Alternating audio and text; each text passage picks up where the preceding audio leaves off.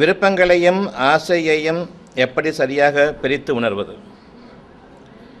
இச்சைகள் உணர்வுகளின் வெளிப்பாடா, உணர்ச்சிகளின் வெளிப்பாடா?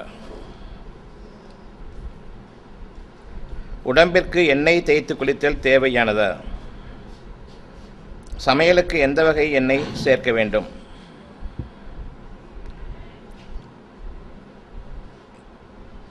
இறைவனுக்கும் கீழ்ப்படியுங்கள், தூதருக்கும் கீழ்ப்படியுங்கள். விளக்கம்: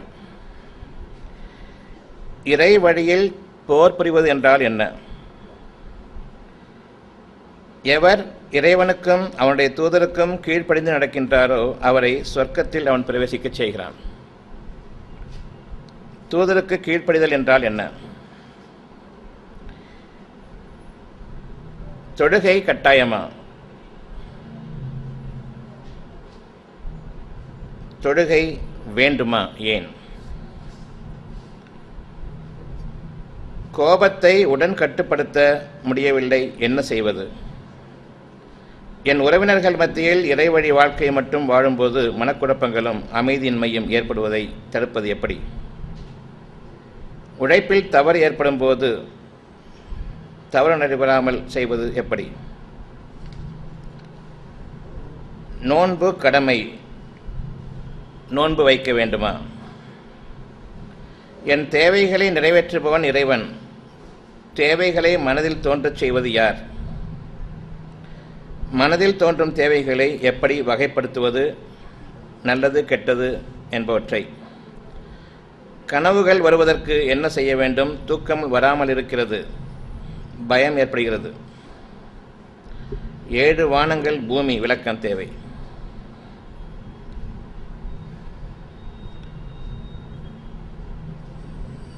தொழுகைக்கு அழைக்கப்பட்டால் கொடுக்கல் வாங்கலை நிறுத்திவிடுங்கள், தொழுகையின் பக்கம் விரைந்து செல்லுங்கள். விளக்கம் தேவை.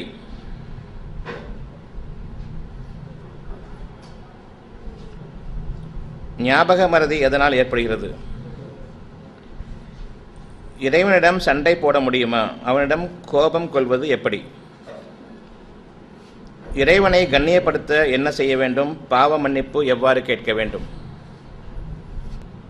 இறைவன் நம்முடைய வாழ்க்கையில் நம்முடைய பங்கை எந்த அளவில் நிறைவேற்றுகின்றான்? அந்த பங்கை நிறைவேற்றிக் கொள்வதில் நம்முடைய பங்கு என்ன? நம்முடைய தேவைகள் நிறைவேறாமல் போகும் பொழுது இறைவன் மீது கோபமும் ஏற்படுகிறது, வருத்தமும் ஏற்படுகின்றது. இறைவனை பற்றி நிராசைப்படவும் செய்கிறோம். இதன் காரணமாக நாம் இறைவன் மீது கோபம் கொள்ள முடியுமா? எப்படி கோபம் கொள்வது? பாவ மன்னிப்பு என்றால் என்ன? நம்முடைய பாவங்கள் என்பது என்ன? எவ்வாறு நம்முடைய பாவங்களிலிருந்து நாம் நம்மை விலக்கிக் கொள்ள முடியும்?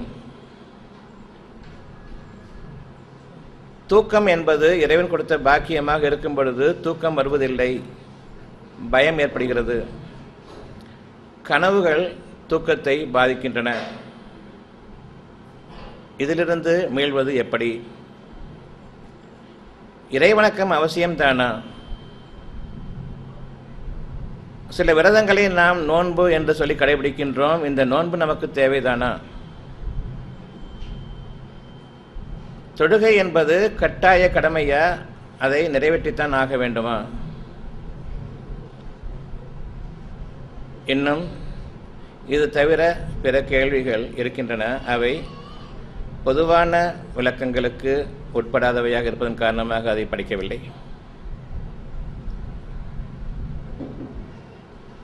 நாம் நம்முடைய வாழ்க்கையில் எதன் அளவில் விருப்பம் கொள்ள வேண்டும்?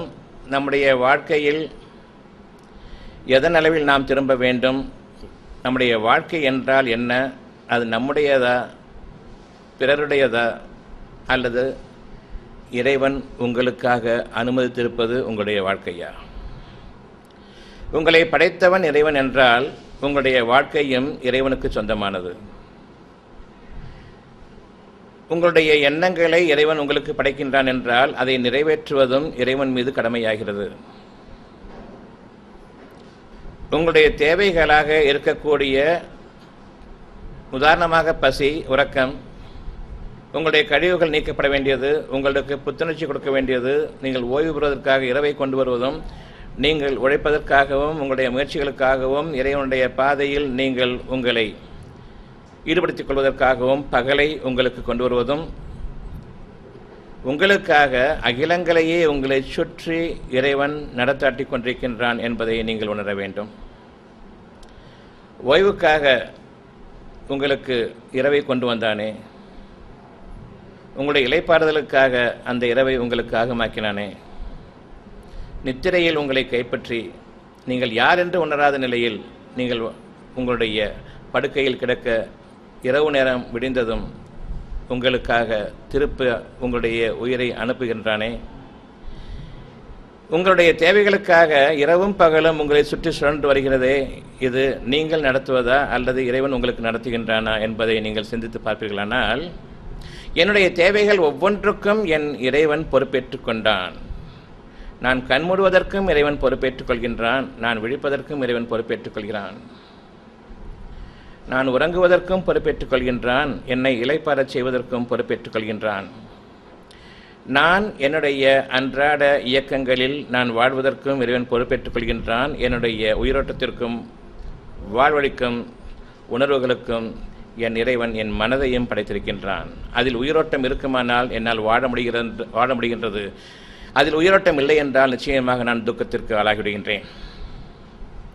உங்களுடைய இருதயத்தை நீங்கள் பேணி பாதுகாத்துக் கொள்ளுங்கள். உங்களுடைய வாழ்க்கை நிச்சயமாக முழுமை பெற உங்களுடைய இறைவன் உங்களுக்காக எதில்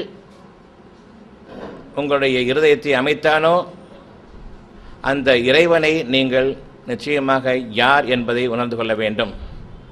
இறைவன் யார் என்றால் உங்களுக்காக அகிலங்களை படைத்தவன் உங்களுடைய இறைவன் என்பதை நினைவு கொள்ளுங்கள். அகிலம் என்பது என்ன? உங்களுடைய இந்த உலகமும் வானமும் அதற்கு மேல் அடுக்குகளாக இருக்கக்கூடிய வானங்களும். உங்களுக்கு மேலே 7 வானங்கள் இருக்கின்றன என்பதை உங்களுக்கு அறிவுறுத்துவது 7 வானங்களின் விளைவாக காற்று மண்டலங்களில் உங்களுக்கு உருவாகக்கூடிய மேகங்கள், அந்த மேகங்களிலிருந்து பொழியும் மழை நீர், அதன் வழியாக வெளிச்சம் பாயும் பொழுது உங்களுக்கு தோற்றுவிக்கின்றானே 7 நிறங்கள் வானவில்கள். அந்த 7 நிறங்களும் 7 வானங்களாகும். சமீபத்திய வானம் ஊதா நிறத்தை கொண்டதாக இருக்கின்றது. மேலாக இருக்கக்கூடிய வானம் சிகப்பு நிறத்தை கொண்டதாக இருக்கிறது. இடைப்பட்ட ஒவ்வொரு வர்ணமும் வானத்துடைய நிறங்களாக இருக்கின்றன. ஒரு துளி நீர் காற்றிலிருந்து உருவாகக்கூடிய மேகங்கள், மேகங்களிலிருந்து இறங்கக்கூடிய தண்ணீர் துளியில் அந்த 7 வானங்களுடைய பாக்கியங்களும் இருக்கின்றன என்பதை அந்த நீர்த்துளியில் ஒளிக்கற்றை நீங்கள் வீசும் பொழுது 7 நிறங்களாக பிரியுமே, அந்த 7 வானங்களையும் நீங்கள் இங்கு பாருங்கள். வானவில்லாக நீங்கள் பார்க்கிறீர்கள். உங்களுடைய ஒரு துளி மழை நீர் 7 வானங்களின் பாக்கியங்களை கொண்டு இங்கு இறங்குகின்றது. உங்களுக்காக 7 வானங்களையும் பணியச் செய்தான். எந்த அளவுக்கு நீங்கள் இறைவனுக்கு நன்றியுடையவர்களாக இருப்பீர்கள்? இதற்காக ஒரு முறையாவது நீங்கள் வானத்தின் பக்கம் முற்பற்றுகிறீர்களா? வானத்தில் உங்களுடைய தேவைகள் இருக்கின்றன என்பதை நீங்கள் அறிய முற்பற்றுகிறீர்களா? வானத்திலிருந்து ஒரு துளி நீர் பூமியில் இறங்காமல் உங்களுக்கு பூமியில் எந்தவித உணவும் இல்லை என்பது உங்களுக்கு தெரியாதா? இறைவன் உங்களுக்காக உங்களுக்கு மேலே வானங்களையும் படைத்து உங்களுக்கு அவற்றை போன்றவும் பூமியில் உருவாக்கி காட்டினானே தன்னுடைய அத்தாட்சிகளாக வானவில்லாக. எந்த அளவுக்கு நீங்கள் அவற்றை நீங்கள் அடைய வேண்டும், அவற்றின் பால் நீங்கள் செல்ல வேண்டும், அவற்றின் நன்மைகளை நீங்கள் அடைய வேண்டும் என்று விரும்பியிருப்பீர்கள். பூமியில் நடக்கும் பொழுது இதையெல்லாம் வேண்டும் என்று பூமியை தோண்டிக்கொண்டு கீழே சென்று அதிலும் தங்கம் வெள்ளி ஈயம் கிடைக்குமா என்று நீங்கள் பார்க்கக்கூடிய அந்த ஒரு தேட்டம், தேடுதல் ஏன் உங்களுடைய தலைகளை உயர்த்தி வானத்தின் பக்கம் மீளவில்லை? பூமி உங்களுக்கு மிக நெருக்கடியான வாழ்க்கை என்பது தெரியும். ஆனால் வானத்திலிருந்து உங்களுடைய வாழ்வாதாரம் இறங்கிக் கொண்டிருக்கின்றது. அப்படி என்றால் என்னுடைய வாழ்க்கை ஏன் அங்கு அமையக்கூடாது என்று ஒருபோதும் நினைக்கவில்லை. சமீபத்தில் வானத்திலிருந்து மழையில் மீன்கள் வந்து விழுந்ததை நீங்கள் பார்த்திருக்கிறீர்களா, கேள்விப்பட்டிருக்கிறீர்களா? அந்த மீன்கள் எங்கிருந்து வந்தன? ஒரு துளி நீர் கீழே விடும் பொழுது இதுவரையில் பாலைவனமாக இருந்த அந்த நிலத்தில் எந்த விதமான உயிரினமும் வாழ முடியாத அந்த நிலத்தில் பச்சைகள், பசுமைகள், பயிர்கள் உருவாகின்றன. அந்த பயிர்கள் தோட்டங்களாகவும் சோலைகளாகவும் உருவாகின்றன. அந்த சோலைகளுக்குள் உயிரினங்கள், பட்டாம்பூச்சி முதற்கொண்டு அனைத்து உயிரினங்களும் அதில் இருக்கின்றன. அப்படி என்றால் ஒரு துளி நீரில் இவ்வளவும் இருக்கிறது என்பதை நீங்கள் பார்க்கவில்லையா? பயிர்களும் இருக்கின்றது, சோலைவனங்களும் இருக்கின்றது, பூங்காவனங்களும் இருக்கின்றது, நீருற்றுக்களும் இருக்கின்றது. வாழ்வாதாரமே அந்த ஒரு துளியில் இயங்கிக் கொண்டிருக்கிறது என்பதை நீங்கள் பார்க்கவில்லையா? அந்த ஒரு துளி நீர், இதனுள் காடுகளும் சோலைகளும் பூங்காவனங்களும் நீருற்றுக்களும் இருக்கின்றனவே, இதை எப்படி நீங்கள் பார்க்க தவறினீர்கள்? அந்த நீர் காற்றாக பரவிட்டிருக்கும் பொழுது உங்களை சுற்றிலும் அவ்வளவு உயிரினங்களும் நீங்கள் இப்பொழுது உள்ளுக்குள் எடுத்துக்கொண்டும் வெளியிட்டு கொண்டும் இருக்கின்றீர்களே, அவ்வளவு உயிரினங்களையும் 7 வானங்களையும் நீங்கள் சேர்த்து உள்ளெடுத்து பிறகு நீங்கள் அதிற்றுள்ள கழிவுகளை நீங்கள் வெளியேற்றுகிறீர்கள். கழிவுகள் என்பது என்ன? இறைவனுடைய படைப்பில் கழிவுகள் இருக்குமா? நான் உணவு உட்கொள்கின்றேன், முறையான ஜீரணம் இருந்தால் கழிவுகள் மிகவும் குறைவு. ஜீரணம் இல்லை என்றால் கழிவுகள் பெருக்கெடுத்தோடும். உணவில் குறைவில்லை, உங்களுடைய ஜீரணத்தில் குறைவு இருக்கிறது. எந்த அளவுக்கு உங்களுடைய குறைபாடுகள் மிதமின்றி இருக்கின்றதோ அந்த அளவுக்கு உங்களுடைய கழிவுகள் உங்களை விட்டும் வெளியேறக்கூடியதாக இருக்கிறது. இறைவனுடைய படைப்பில் கழிவுகள் கிடையாது, வீணானவை கிடையாது, நச்சுக்கள் கிடையாது. நீங்கள் எந்த அளவுக்கு உபயோகப்படுத்துகிறீர்களோ உபயோகமற்றது நச்சுக்களாகவும் வீணானவைகளாகவும் மாறுகின்றன என்பதை நீங்கள் அறிந்து கொள்ளுங்கள். எந்த அளவுக்கு உங்களுடைய உணவிலிருந்து ஜீரணத்தன்மைக்கு ஏற்ற விதத்தில் கழிவுகள் நீக்கப்படுகின்றதோ, ஜீரணிக்கவில்லை என்றால் அவ்வளவும் கழிவுகள் தான், அவ்வளவும் நச்சுக்கள் தான். ஜீரணம் ஆகிறது என்றால் பெரும்பாலும் உங்களுடைய உடலுக்கு ஏற்றுக்கொள்ளக்கூடியதாக இருக்கின்றது. இந்த உணவுப் பொருட்கள் அனைத்தும் நம்மை சுற்றிலும் காற்றில் இருக்கின்றன. ஒரு துளி நீரில் உலகமே இயங்கிக் கொண்டிருக்கிறது. உலகத்தினுடைய செழுமை அவ்வளவும் இருக்கிறது என்றால் அந்த நீர் காற்றாக மாற்றப்பட்டிருக்கும் பொழுது நம்மை சுற்றிலும் இறைவனுடைய பாக்கியங்கள் நிறைந்திருக்கின்றன. உங்களுடைய மனம் அமைதி பெற வேண்டும் என்றால் நீங்கள் சிந்தனையின் பக்கம் திரும்ப வேண்டும், மனிதர்களுடைய அறிவின் பக்கம் திரும்பக்கூடாது. மனிதர்களிடம் கேட்டால் உங்களுடைய உயிர் வாழ்க்கைக்கு காற்றில் என்ன இருக்கிறது என்று கேட்டால் என்ன சொல்வார்கள்? ஆக்சிஜன். அதுக்கு மேலே ஒன்றும் தெரியாது. மனிதர்களுடைய அறிவு எவ்வளவு கீழ்த்தரமானது என்பதை சிந்தித்து உணருங்கள். சற்று முன்பு வரையில் நீங்கள் கேட்ட உண்மையினுடைய அடிப்படையை கொண்டு மனிதர்களுடைய அறிவு மட்டமானது, வீண் பெருமைக்குரியது என்பதை நீங்கள் நினைவில் கொள்ள வேண்டும். மனிதர்களுடைய அறிவு உங்களுடைய வாழ்க்கையை உங்களுக்கு ஏற்புடையதாக ஆக்குவதற்கு பதிலாக உங்களுக்கு வெறுப்புடையதாக ஆக்கிவிடும் என்பதை அறிந்து கொள்ளுங்கள். உங்களுக்காக இறைவன் உங்களுடைய இருதயத்தை படைத்திருக்கின்றான். அது சவ்வுப்பை அல்ல, 4 அறைகளை கொண்ட வெறும் சவ்வுப்பை அல்ல. அந்த இருதயம் மனம் என்ற பார்க்க முடியாத அந்த அமைப்பை கொண்டு இயக்கப்படுகிறது. உங்களுடைய மனதில் அமைதியும் நிம்மதியும் இருக்கும் பொழுது இருதயம் அமைதியும் நிம்மதியும் கொண்டு இயங்கிக் கொண்டிருக்கிறது. உங்களுடைய மனதில் ஒரு கலக்கம் ஏற்படும் பொழுது இருதயத்திலும் ஒரு கலக்கம் ஏற்படுகிறது. உங்களுடைய மனதில் ஒரு பதற்றம் ஏற்படும் பொழுது இருதயத்திலும் அந்த பதற்றம் காணப்படுகின்றது. உங்களுடைய மனதில் அவசரம் ஏற்படும் பொழுது இதயமும் படபடக்கிறது. உங்களுடைய மனம் பயத்தால் உறைந்து போகும் பொழுது இருதயமும் நின்று விடுகிறது. உங்களுடைய இருதயம் உங்களுடைய மனதை கொண்டு இயக்கப்படுகின்றது என்பதை அறிந்து கொள்ளுங்கள். மனிதர்கள் இருதயத்தில் உள்ள ஒரு நோயை குணப்படுத்துவதற்காக ஸ்பெஷலிஸ்டுகள் என்று சொல்லப்படக்கூடிய அவர்களிடம் செல்வார்களேயானால், சாதாரண பிபி இரத்த அழுத்தம் ஏன் ஏற்படுகிறது என்பதற்கான காரணம் அவர்களுக்கு தெரியாது. மருந்துகளை கொடுப்பார்கள். மருந்துகளை கொடுக்கும் பொழுது அவர்கள் இது குணமாகிவிடும், நீங்கள் தொடர்ச்சியாக விடாமல் நீங்கள் மருந்துகளை சாப்பிட வேண்டும். உறுதியாக நீங்கள் அந்த மருந்துகளை நிறுத்தக்கூடாது. நிறுத்தினால் உயிருக்கு ஆபத்து. மருந்துகளை சாப்பிடுவதற்கு முன்பாக வரையில் உயிருக்கு ஆபத்தில்லை. மருந்துகளை சாப்பிட ஆரம்பித்த பின்னர் உயிருக்கு ஆபத்து. நிறுத்திவிடக்கூடாது. அப்படி என்றால் எந்த அளவுக்கு இருக்கக்கூடிய இருதயமும் பாதிக்கப்பட்டுவிட்டது என்பதை நீங்கள் உணருங்கள்.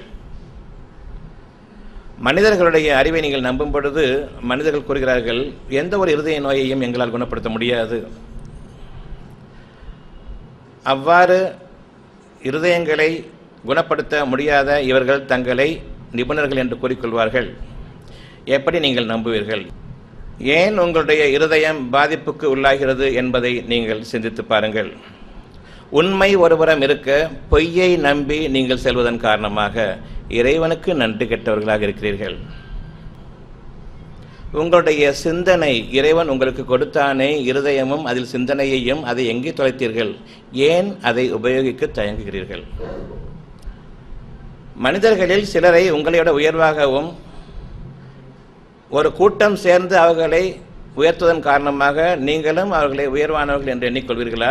அல்லது அவர்களுடைய தன்மையை பிரித்தறிந்து பார்க்கக்கூடிய இருதயம் அங்கு இருக்கிறதா இல்லையா என்பதை நீங்கள் மறந்துவிட்டவர்களாக வாழ்ந்து கொண்டிருக்கிறீர்களா? அவ்வாறு நீங்கள் மறந்துவிட்டவர்களாக வாழ்கிறீர்கள் என்றால் நிச்சயமாக நீங்கள் துன்பத்திற்கு உள்ளாவது சரியானதே.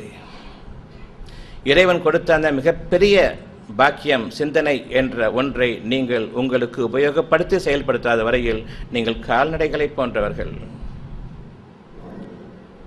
ஒரு கூட்டத்தை பின்பற்றுபவர்களே தவிர நீங்கள் உறுதியான மனிதனாக வாழ விரும்பவில்லை என்பதையே அது அறிவிக்கிறது. இறைவன் உங்களுக்கு அநியாயம் செய்யவில்லை, நீங்கள் உங்களுக்கு அநியாயம் செய்து கொள்கிறீர்கள். ஏன் உங்களுக்கு இந்த நிலை? எனக்கு என் இறைவன் கொடுத்த ஒரு பாக்கியத்தை நான் வீணாக ஆக்கிக் கொண்டிருக்கின்றேன்.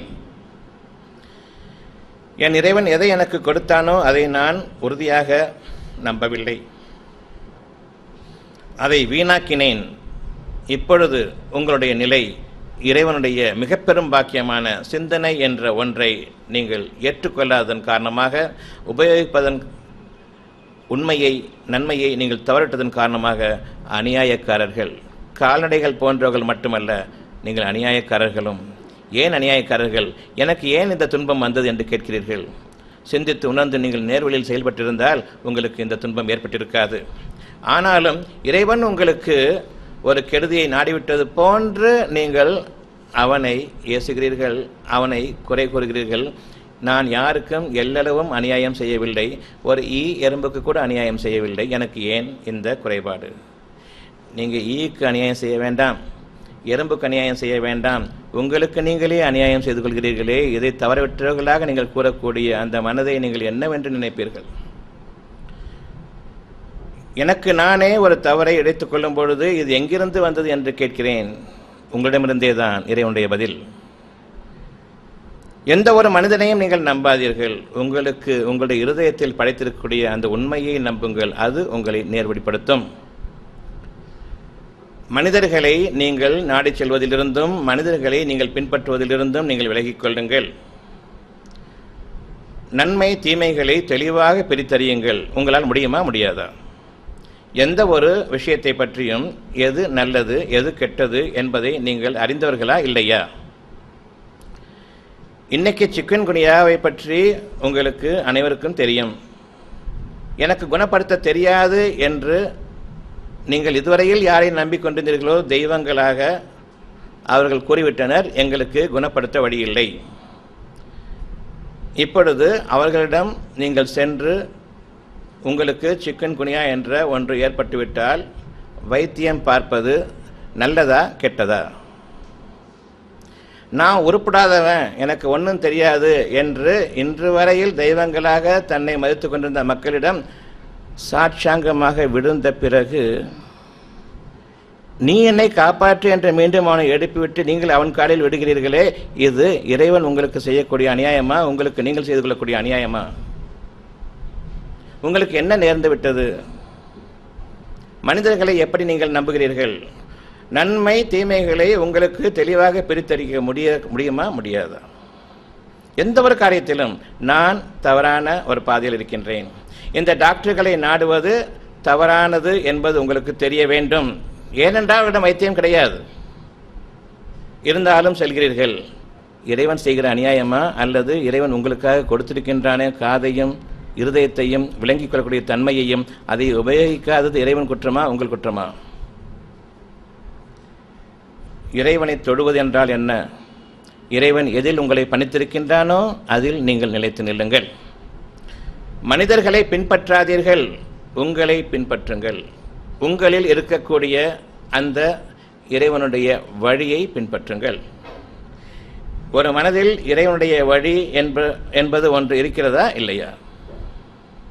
எந்த ஒரு காரியத்தை கொண்டும் இரண்டு பாதைகள் தெளிவாக தெரியும், சரியா தவறா என்பது.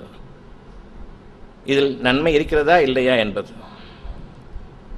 நியாயமா அநியாயமா என்பது உங்களுக்கு நிச்சயமாக தெரியும். இதில் நன்மையை பின்பற்றுங்கள், தீமையின் பக்கம் சார வேண்டாம். பெரும்பாலும் நீங்கள் மனிதர்களை பின்பற்றி தீமையின் பக்கம் சாருகிறீர்கள், நன்மையை விட்டுவிடுகிறீர்கள். நன்மையை கொண்டு கூறும் பொழுது நீங்கள் கேட்கிறீர்கள், ஆனால் பின்பற்றுவதில்லை.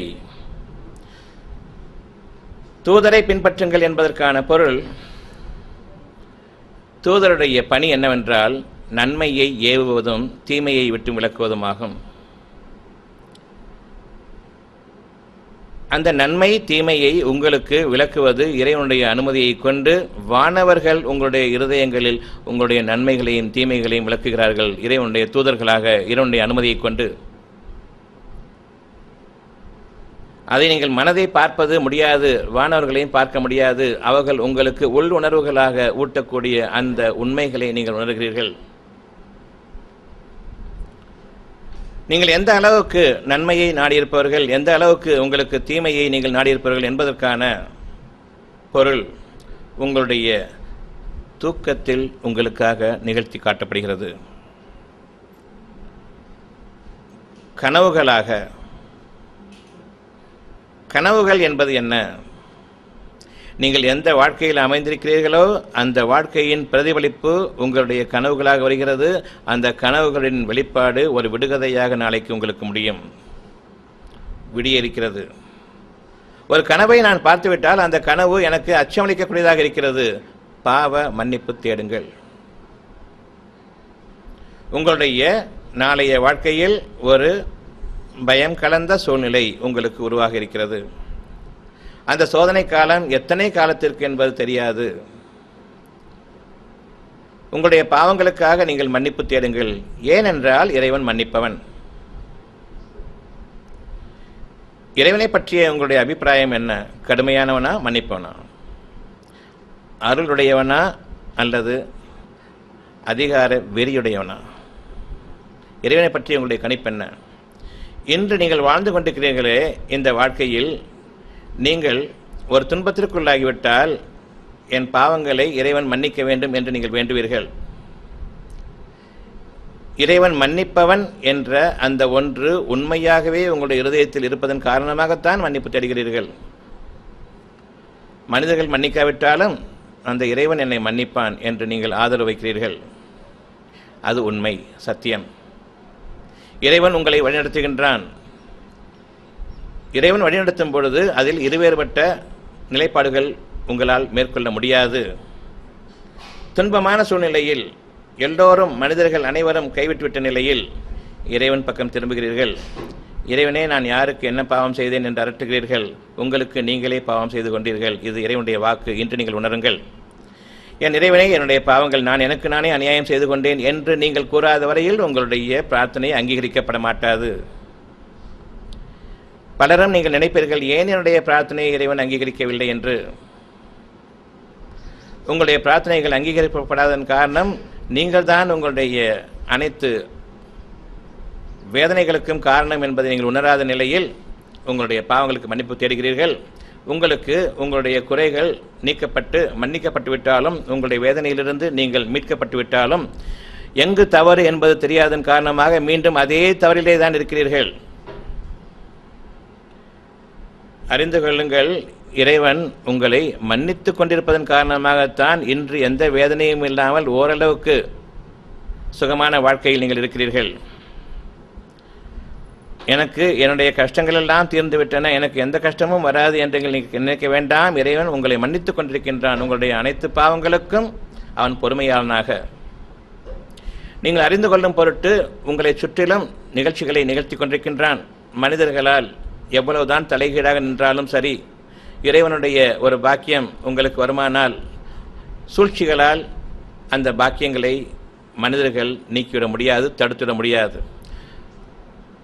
ஒரு சோதனையையோ வேதனையோ உங்களுக்கு கொண்டு வந்துவிட்டால் மனிதர்கள் அனைவரும் தங்களுடைய முயற்சிகளில் ஒன்று திரண்டாலும் அந்த வேதனையை இவர்கள் நீக்கிவிட முடியாது. பரிதாபப்படுவார்கள், பாவப்படுவார்கள், இறுதியாக காரியத்தை முடிப்பார்கள். அப்படிப்பட்ட மனிதர்கள் தான் உங்களை சுற்றியிருப்பவர்கள்.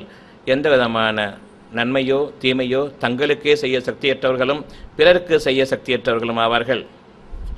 மனிதர்களை நீங்கள் நம்புவதிலிருந்தும் உங்களை நீங்கள் பாதுகாத்துக் கொள்ளுங்கள். இறைவன் ஒருவனை தவிர உங்களுக்கு பாதுகாப்பாளன் இல்லை என்பதை இன்று நீங்கள் உணருங்கள். நல்லது கெட்டது என்ற இந்த இரண்டையும் உங்களுக்கு இறைவன் அறிவிக்கின்றானே, ஏன்? பெரும்பாலும் நல்லதற்கு பதிலாக தீமைகளையே நாம் நம்முடைய வாழ்க்கைக்கு ஆக்கிக் கொள்கிறோம். ஏன்? எப்படி நாம் நம்முடைய வாழ்க்கையிலிருந்து தவறிவிடுகிறோம்? உண்மையினுடைய பிரதிபலிப்பிலிருந்து நாம் எவ்வாறு விலகி ஒளிமிக்க வாழ்க்கைக்கு பதிலாக இருளடைந்த வாழ்க்கையின் பக்கம் செல்கிறோம்? நீங்கள் இன்று சிந்தித்து பார்க்க வேண்டும். உங்களுடைய எண்ணங்களில் பல தவறானவை. இந்த தவறு சரி என்பதை உணர்த்துவது யார்? நீங்களோ தவறின் பக்கமே செல்பவர்கள், நன்மையை புறக்கணிப்பவர்கள்.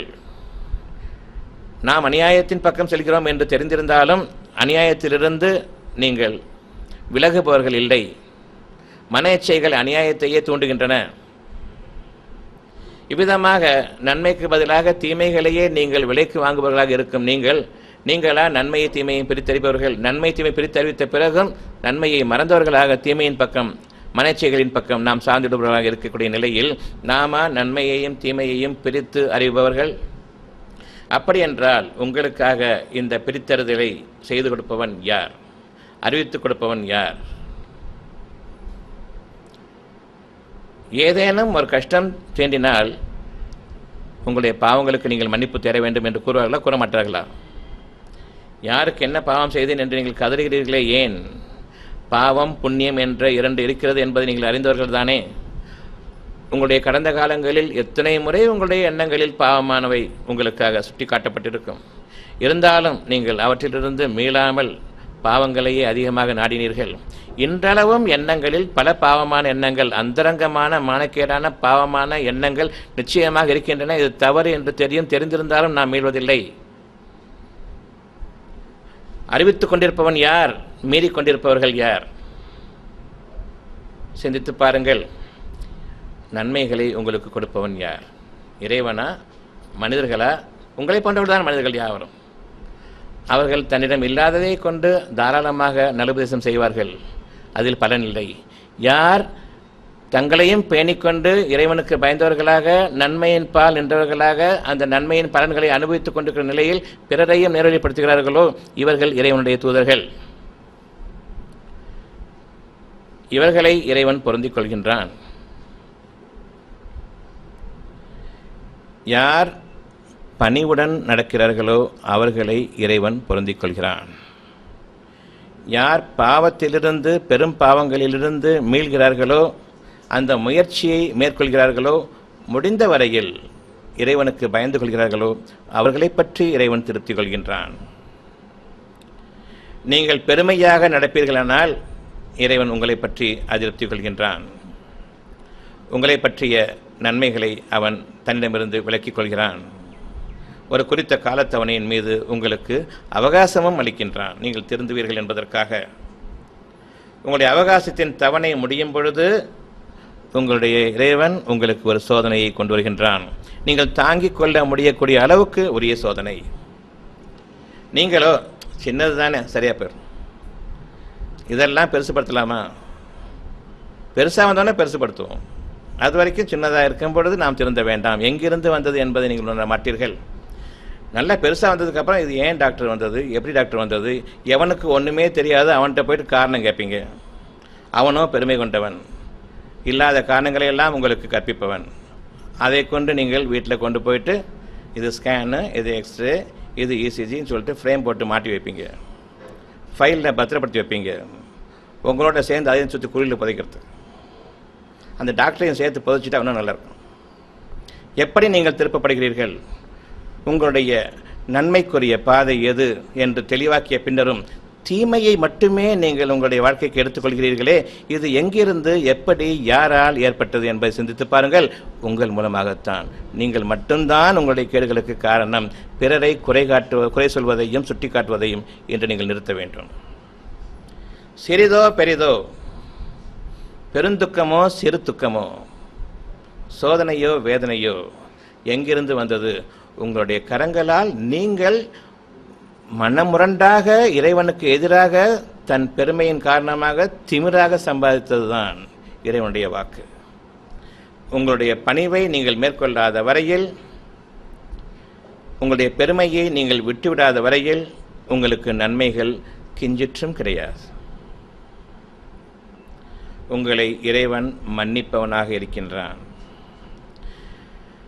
நன்மை செய்பவர்களாக இன்று நீங்கள் இருங்கள். பிறருக்கு நன்மை செய்ய வேண்டாம், உங்களுக்கு நீங்கள் நன்மை செய்யுங்கள். எனக்கு நான் நன்மை செய்வதை எப்படி நான் உணர்வது? என்னுடைய காரியங்களில் எனக்காக நன்மை தீமைகள் பிரித்தறிவிக்கும் பொழுது நன்மையை நான் மேற்கொள்கிறேன். அதன் காரணமாக மனம் அமைதி அடைகிறது. இன்றைக்கி சில பாவங்கள் செஞ்சிட்டேன், ஒரு விரதம் இருக்கிறேன், மனசு கொஞ்சம் அமைதியாக இருக்குது. சில தர்மங்கள் செய்கிறேன், மனசு கொஞ்சம் அமைதியாக இருக்குது. திருடிடுறேன், மனசுக்கு என்ன செய்யுது? அமைதிக்கு பதிலாக என்ன நடக்க போதோ தெரியலையே, இந்த பாவம் செஞ்சுருக்கேனே, அந்த மனசாட்சி உறுத்தல் இருக்கா இல்லையா? அது கொஞ்ச நாளைக்கு தான், சீக்கிரமாக திருந்தல் கிடைக்கும் தான். அப்படி திருந்தலைங்கும் பொழுது அந்த மனசாட்சி தன்னுடைய பேச்சை நிறுத்திக் கொள்கிறது. இது மரத்து போன உணர்வுகளை கொண்டது. உணர்ச்சிகளின் அடிப்படையில் இவர் வாழ்ந்து கொண்டிருக்கிறார். மனச்செயலின் பக்கம் சார்ந்து விட்டார். இனி இவர்களிடம் பேசி பிரயோஜனம் இல்லை. எனவே தன்னுடைய பேச்சை நிறுத்திக் கொள்கிறது. எப்பொழுதுதான் நீங்கள் தெளிவான நஷ்டவாளியாக ஆக ஆரம்பித்திருக்கிறீர்கள். தீமைக்குரிய பாதைகள் விசாலமாக்கப்பட்டுவிட்டன, நன்மைக்குரிய பாதைகள் மூடப்பட்டுவிட்டன. இனி உங்களுடைய கதி என்ன? நீங்கள் விளங்கிக் கொள்ளாத இருதயத்தை கொண்டிருப்பவர்களாக வாழ்ந்து கொண்டிருக்கூடிய நிலையில் மிக பெரும் நஷ்டங்களில் உங்களுடைய வாழ்க்கையின் பாதைகள் உங்களை எடுத்துச் செல்லும். யாரை இறைவன் வழிகேட்டில் விட்டுவிட்டானோ அவர்களை நேர்வழிப்படுத்துவோர் எவரும் இல்லை. எவரை இறைவன் நேர்வழியில் நடத்துகின்றானோ அவரை வழிகெடுக்கக்கூடியவரும் எவரும் இல்லை. மனிதர்களை நீங்கள் குறை சொல்வதை விட்டுவிடுங்கள். இன்று முதலாக உங்களுக்கு ஒரே ஒரு உறுதியான பாதை, உங்களை நீங்கள் பின்பற்றுங்கள். அதாவது உங்களுக்குள் இறைவனுடைய பாக்கியங்கள் அறிவிக்கப்படும் பொழுது நன்மைகளை நீங்கள் பின்பற்றுங்கள். எதிலிருந்து பாக்கியமான ஒரு நல்லுபதேசமாக இறைவன் விளக்குகின்றானோ அந்த தீமையிலிருந்து விலகுங்கள். நன்மையின் பக்கம் நீங்கள் சேரும் பொழுது நீங்கள் வழி அறிய மாட்டீர்கள். இப்பொழுது உங்களுடைய பிரார்த்தனை நிச்சயமாக அங்கீகரிக்கப்படும். தீமையான பாதைகளிலிருந்து நான் என்னை விலக்கிக் கொண்டதன் காரணமாக இறைவன் உங்கள் மீது திருப்தி கொண்டான். இனி நன்மையான பாதைகளை அவன் உங்களுக்காக திறக்க வேண்டியது அவன் மீது கடமையாக இருக்கின்றது. மூடப்பட்டுக்கூடிய பாதை நீங்கள் பார்க்க முடியாது. நன்மையான பாதைகளை இறைவன் திறந்தால் தவிர. எப்பொழுது நீங்கள் இறைவனுக்காக அவன் பக்கம் நீங்கள் திரும்புகிறீர்களோ உங்களுக்காக பிரத்யேகமான ஒரு பாதையை இறைவன் திறக்கின்றான். அதில் நீங்கள் மட்டும் செவ்வையாக நடக்க முடியும். உங்களுடைய எதிரிகள் அந்த பாதையில் நுழைய முடியாது. உங்களை சில காலம் பரிகாசம் செய்வார்கள். தவறான பாதையில் செல்கின்றான், எப்படி வாழ்ந்துடுறான் பார்க்கலாம். ஏன்னா நல்லவனுக்கு காலம் இல்லைங்கிற நம்புகிற காலம்தான் இது. இதுதான் வாழ்க்கை. இறைவனை நம்பினால் வாழ்க்கை கிடையாது, நல்லவனை நம்பினா வாழ்க்கை கிடையாது, நன்மையான பாதைகளில் வாழ்க்கை கிடையாது. கெட்ட பாதைகளில் சீரடையக்கூடிய அந்த பாதைகளில் தான் உங்களுடைய வாழ்க்கை இருக்கிறது என்று நீங்கள் நம்புவீர்கள், நம்பிக்கை கொண்டு விட்டீர்கள். இவர்களை இறைவன் ஏற்றுக்கொள்வானா? அல்லது இவர்களையெல்லாம் மிஞ்சி இவர்களுடைய கேளிக்கையையும் கேலி பேச்சுக்களையும் பரிகாசங்களையும் இவர்களுடைய ஏச்சுக்களையும் பேச்சுக்களையும் பொறுத்து கொண்டவர்களாக சகித்து கொண்டவர்களாக யார் இருக்கிறார்களோ இவர்கள் இறை வணக்க வழிபாட்டில் இருப்பவர்கள். பொறுமையை நீங்கள் மேற்கொள்ளுங்கள். இறைவனிடம் நீங்கள் நிராசைப்பட்டுவிட வேண்டாம், கோபப்படுங்கள். எப்படி கோபப்படுறது இறைவன்ட்டு? எனக்கும் உங்களுக்கும் ஒரு கோபம் வருது, ஒரு மனஸ்தாபம் வருது. நான் என்ன செய்வேன்? கோபத்தின் காரணமாக பேச்சை நிறுத்திக்கொள்வேன், பேச மாட்டேன். ஏன்? ஊமையா? இல்லை, எனக்கு பிடிக்கல, பேச மாட்டேன், சாதாரணமாக நான் இருந்துடுறேன், அவ்வளோதான். இறைவனிடம் நீங்கள் எப்படி கோபப்படுவீர்கள் என்றால் பொறுமையை மேற்கொள்ளுங்கள். உன்ட்டு என்னமே கேட்க மாட்டேன், நான் பொறுமையாக இருக்கிறேன், உனக்கு தெரியும் நான் எனக்கு என்ன செய்யணும்னு தெரியும், நீ அறியாதவன் இல்லை, நான் உன்னிடம் கேட்க மாட்டேன். இது சத்தியத்தின் அடிப்படையிலான கோபம், அழகானதொரு கோபம். நீ அறிவாய் என்னுடைய தேவைகளை, நான் உன்னிடம் கேட்க மாட்டேன். உன்னிடம் கேட்பதிலிருந்தும் நான் செய்த தவறு, நீ அறியாதவனைப் போன்றும் நான் உன்னை கேட்பது போன்றும், நீ எனக்கு இதுவரை எதுவும் செய்யவில்லை என்றும் எண்ணிக்கொண்டிருந்தேன். அது என்னுடைய தவறு. நிச்சயமாக நீ நான் கேட்டால் நீ என்னை எது வேண்டாலும் செய். அந்த அளவுக்கு நீங்கள் கோபித்துக் கொள்ளுங்கள். இறைவன் மீது நம்பிக்கை கொள்ளுங்கள், பொறுமையாளர்களாக இருங்கள். அந்த பொறுமை இறைவனிடம் மிகுந்த கருணையை உங்கள் மீது ஏற்படுத்துகிறது. பொய்க்கோபம் நிச்சயமாக பொறுமையினுடைய அடிப்படையில் அமையும். இறைவனே உன்னிடம் கேட்க மாட்டேன், நீ யாவற்றையும் அறிந்தவன், நீ அனுமதித்தால் அது என் நன்மைக்காக, நிச்சயமாக நீ இரக்கமுடையவன், நான் அதை ஏற்றுக்கொள்கின்றேன், நம்பிக்கை கொள்கின்றேன். இறைவன் உங்களை பற்றி திருப்தி அடைகிறான். கதறாதீங்க, நான் என்ன பாவம் செஞ்சேன், இறைவனே ஏன் என்ன அப்படி பண்ணுறேன்னு சொல்லிட்டு ஒப்பாரி வைக்காதீங்க. இறைவனுக்கு பிடிக்காது. உங்கள் மீது இறைவனுடைய கோபம் அதிகமாகும், சாபமும் அதிகமாகும். எந்த அளவுக்கு பொறுமையாளர்களாக இருக்கிறீர்களோ அந்த அளவுக்கு இறைவனுடைய பாக்கியமும் கருணையும் இரக்கமும் பரிவும் அன்பும் அதிகமாகும். அளவற்ற அருளாளன் உங்களுக்கு தன்னுடைய அருளை கொண்டு அவன் உங்களுடைய நன்மைகளில் அதிகரிப்பான். பொறுமையாளர்களுடன் நிச்சயமாக இறைவன் இருக்கின்றான். அவர்களுக்கு எந்த விதமான துன்பமோ வேதனைகளோ கிடையாது. சோதனைகள் இல்லாத வாழ்க்கை, வேதனைகள் இல்லாத வாழ்க்கை உங்களுக்கு வேண்டும் என்று நீங்கள் விரும்புகிறீர்கள். நியாயமான விருப்பம், நியாயமான விருப்பம் இறைவனால் கொடுக்கப்பட்டது. நீங்கள் அதிக பிரசியாக கேட்கவில்லை, அதிகமான ஆசை கொண்டு பேராசையுடன் கேட்கவில்லை. இறைவன் உங்களுக்கு அறிவித்ததை அப்படியே கேட்கிறீர்கள். இது நம்பிக்கையினுடைய எதிரொலி. இது அதிக பிரசங்கத்தனமும் இல்லை, பேராசையும் கிடையாது. இறைவனுடைய உறுதியான அந்த வாக்கின் மீது நான் அசையாத நம்பிக்கை கொண்டு விட்டேன். என் இறைவன் யாவற்றின் மீதும் ஆற்றல் மிக்கவன். ஒவ்வொரு பொருளின் மீதும் அவனுடைய ஆற்றல் மிகுந்திருக்கிறது. இறைவனுடைய நாட்டத்தை கொண்டு நான் அழகான வாழ்க்கையின் மீது நிம்மதியான ஒரு தலத்தில் வாழ்விக்கப்படுவேன். எங்கு சென்றாலும் எனக்கு விசாலமான பாதைகள் இருக்கின்றன. என் இறைவன் என்னுடைய இருதயத்தை இன்னும் விசாலமாக்க போதுமானவன். நீங்கள் எங்கு இறைவனால் கைவிடப்பட்டவர்கள் என்று நினைக்கிறீர்கள்? இப்பொழுது இந்த விஷயத்தை கேட்டுக்கொண்டிருக்கும் நிலையில் இறைவனால் நீங்கள் எங்கு கைவிடப்பட்டவர்கள் என்று நினைக்கிறீர்கள்? நம்பிக்கை கொண்டவர்களாக நற்செயல்கள் நீங்கள் செய்யும் பொழுது அந்த நற்செயல்களுக்கு உரிய கூலி நல்லதை தவிர கேடுகள் உண்டா? அப்படியும் நீங்கள் நம்புவீர்களா? நல்லது செய்தால் எனக்கு கெட்டது நடக்கும் என்று. ஷைத்தான் உங்களுக்கு கூறுகிறான் நல்லதுக்கு காலமில்லை. இறைவன் கூறுகிறான் நன்மைக்கு நன்மையே கூலி. நீங்கள் எதை நம்புகிறீர்கள்? வழிகேட்டை மட்டுமே உங்களுக்கு அறிவிக்கக்கூடிய ஷைத்தான் ஐயா, நேர்வழியை தவிர அறிவிக்க மாட்டானே அந்த இறைவனையா? எதை நீங்கள் நம்பிக்கை கொள்கிறீர்கள்? எதை நீங்கள் வெறுக்கிறீர்கள்? ஷைத்தானை நம்பிக்கை கொள்கிறீர்கள், இறைவனுடைய பாதையை வெறுக்கிறீர்கள். இறைவன் உங்கள் மீது கோபம் கொண்டால் உங்களுடைய நிலை என்ன ஆகும்? உங்களுடைய சோதனைகள் அனைத்துமே இவ்விதமாக நீங்கள் செயல்படும் பொழுது ஷைத்தானுடைய ஏமாற்றையும் பேச்சையும் நீங்கள் கேட்டு இதுதான் வழி என்று நீங்கள் அதில் செல்லும் பொழுது, இதன் காரணமாக இறுதியாக மிக பெரும் துன்பமான நிலையில் நீங்கள் சிக்கும் பொழுது ஷைத்தான் உங்களை கைத்தட்டி விட்டுவிடுகிறான். என்று காரியம் முடிந்துவிட்டது, இனி நீயாச்சு இறைவனாச்சு போ. உங்களுக்கு வாக்களிப்பதும் அவ்வளவும் பொய்யும் ஏமாற்றுமே தவிர அல்ல.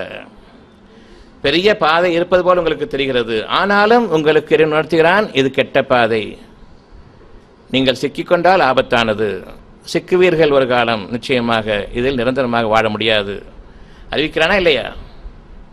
ஆனால் எடுத்தெடுப்பில் பார்க்கும் பொழுது மிகப்பெரிய லாபமுள்ள வாழ்க்கையை போன்று தோன்றுகிறது. இறைவனுடைய பாதை எது? ஷைத்தானுடைய வழிகேட்டுக்குரிய அந்த பாதை எது? எடுத்த எடுப்பில் மிக பெரும் லாபம் ஷைத்தானுடைய பாதை. வெகு சீக்கிரம் திடீரென அது முடிவடையும். திக்கற்றவர்களாக நீங்கள் ஆக்கப்படுவீர்கள். அப்படிப்பட்ட நிலை உங்களுக்கு வேண்டாம். இறைவனுடைய பாதை எது? சிறுக சிறுக சிறுக சிறுக, எந்த விதமான தொய்வும் இல்லாமல் சீரான வளர்ச்சியுடன் நீங்கள் அறியாத விதத்தில் 1 2 2 பன்மடங்காகவும் பெருகுமே. ஒரு இலை உதிர்வதை நீங்கள் பாருங்கள்.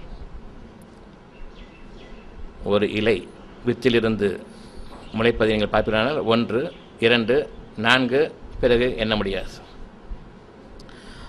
அதனுடைய மிகுதியான தன்மையை எந்த விதம் அதிகரிக்கிறது என்பதை நீங்கள் அறிய மாட்டீர்கள். அந்த அளவுக்கு இறைவனுடைய பாக்கியங்கள் நீங்கள் அறியாத விதத்திலிருந்து உங்கள் மீது இறங்குமே. அந்த ஒரு வாழ்க்கையை இன்று நீங்கள் நம்புங்கள் என்று கூறினால் நம்ப மாட்டீர்களா?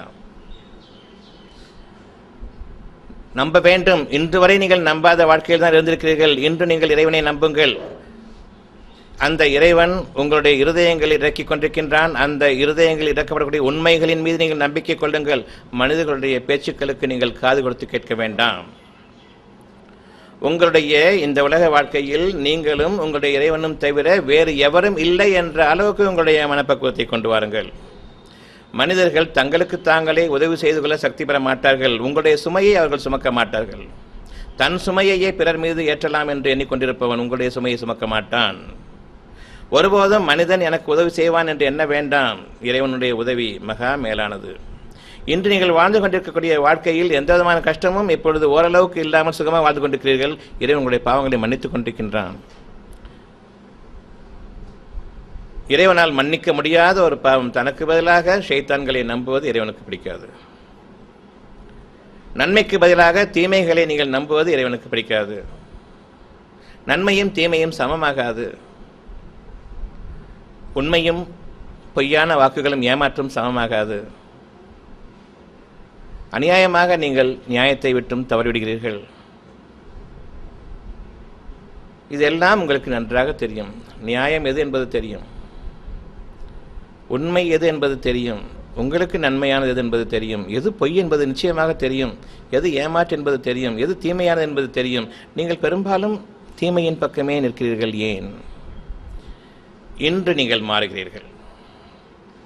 தீமையான வாழ்க்கையை விட்டு என் இறைவன் எனக்கு நன்மையாக எதில் அளித்திருக்கின்றானோ அந்த பாதையில் நான் இன்று முதலாக நிலைத்திருப்பேன்.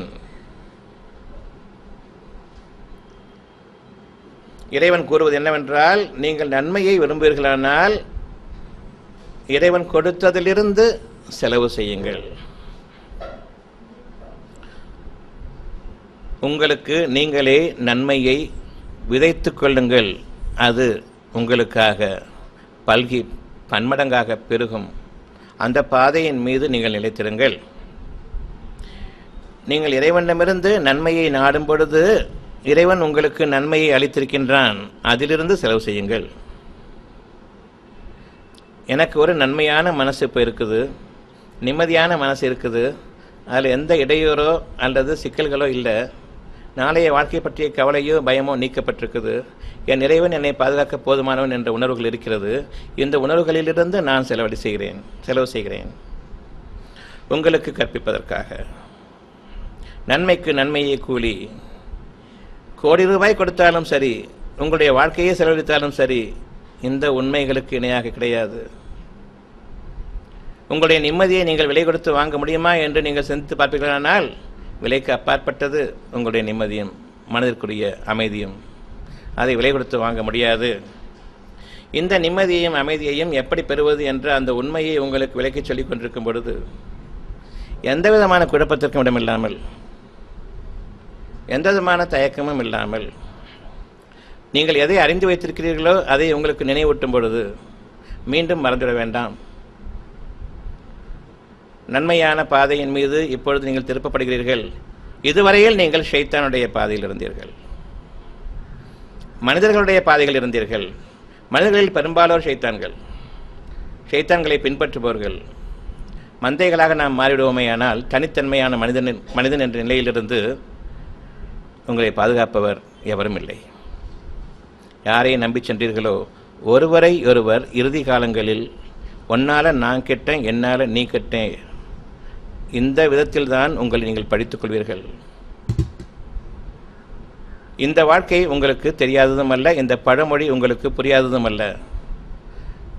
உன்னால் நான் கெட்டேன், என்னால் நீ கெட்ட, இது உங்களுக்கு புதுசா பழசா? ரெண்டு பேருமே ஒத்துக்கொள்ள மாட்டீங்க. ரெண்டு பேருமே ஷைத்தானுடைய பாதைகளில் ஒருவரை ஒருவர் வீழ்த்தி கொண்டவர்கள். நீங்கள் மற்றவர்களை குறை கூற முடியாது. நீதானே என்னை வடிகெடுத்தாய், அவ்வாறல்ல, நீயே வடிகட்டில் இருந்தாய், என்னிடம் கேட்டாய், வடிகட்டி உனக்கு கூறினேன், அவ்வளவுதான். இதில் என் பங்கு எதுவும் கிடையாது. ஒரு தவறான பாதையில் நான் உன்னை செலுத்தும் போது அது தவறான பாதை என்பது உனக்கு தெரியாதா? நிச்சயமாக உனக்கு தெரியும். அப்படி என்றால் நான் உன்னை கெடுக்கவில்லை, நீ தவறான பாதையை என்னிடம் கேட்டாய், நான் என்னிடம் இருந்த பாதையை உனக்கு கூறினேன். என்னோடு சேர்ந்து நீ கேட்டால் எனக்கு நன்மைதான். நிச்சயமாக நான் எண்ணினேன், எனக்கும் கூட்டாளிகள் வேண்டும். என் கூட்டாளியாக நீ சேர்ந்தாய், உன்னை நான் கூட்டாளியாக அமர்த்தி கொண்டேன். இவ்வளவுதான் இறுதி நாளில் நீங்கள் துன்பப்படும் பொழுது உங்களுக்காக ஷைத்தான் அறிவிப்பது. அந்த ஒரு நிலை நமக்கு வேண்டாம். நிலை ஏற்படும் என்பது நமக்கு தெரியும். நாம் இன்றளவும் நம்மை சுற்றி பார்த்து கொண்டிருக்கின்றோம். இரண்டு கெட்டவர்கள் ஒருவரை ஒருவர் படித்துக் கொள்வார்கள். மனிதர்கள் பெரும்பாலும் இத்தகையோரை சார்ந்தவர்கள், இத்தகைய வகையினரை சார்ந்தவர்களாக இருக்கிறார்கள். மனிதர்களை விட்டு விலகுங்கள். மனிதர்கள் பெரும்பாலும் ஷைத்தானுடைய கூட்டாளிகளாக இருக்கிறார்கள். உங்களுடைய இருதயத்தில் எது நன்மையாக இறக்கப்பட்டதோ அதை நீங்கள் பின்பற்ற வேண்டும். உங்களுக்கு நன்மை செய்வது உங்களுக்கு நல்லது. இறைவன் உங்களுக்கு எதில் அளித்திருக்கின்றானோ அதிலிருந்து நீங்கள் செலவு செய்யுங்கள். எனக்கு நன்மையை அளித்திருப்பதை கொண்டு நான் உங்களுக்கு செலவு செய்ய வந்திருக்கின்றேன். அந்த நன்மையிலிருந்து ஒரு பகுதியை அல்லது எந்த அளவுக்கு முடியுமோ அதை உங்களுக்கு நான் சொல்லிக் கொண்டிருக்கின்றேன். இது சாத்தியமா என்பது சத்தியம். அந்த பாதையில் நான் நிலைத்திருப்பதன் காரணமாக, என் இறைவன் இந்த முயற்சியை ஏற்றுக்கொண்டதன் காரணமாக, என்னுடைய முயற்சியின் பலனாக என்னுடைய நன்மையான பாதையில் என்னை அதிகரித்திருப்பதன் காரணமாக, என் இறைவன் அதில் என்னை உறுதிப்படுத்தியிருப்பதன் காரணமாக, தெளிவான சூழ்நிலையில் தெளிவான பேச்சை கொண்டு எந்த குழப்பத்திற்கும் இடமில்லாமல் உங்களிடம் இது சொல்லப்படுகின்றது.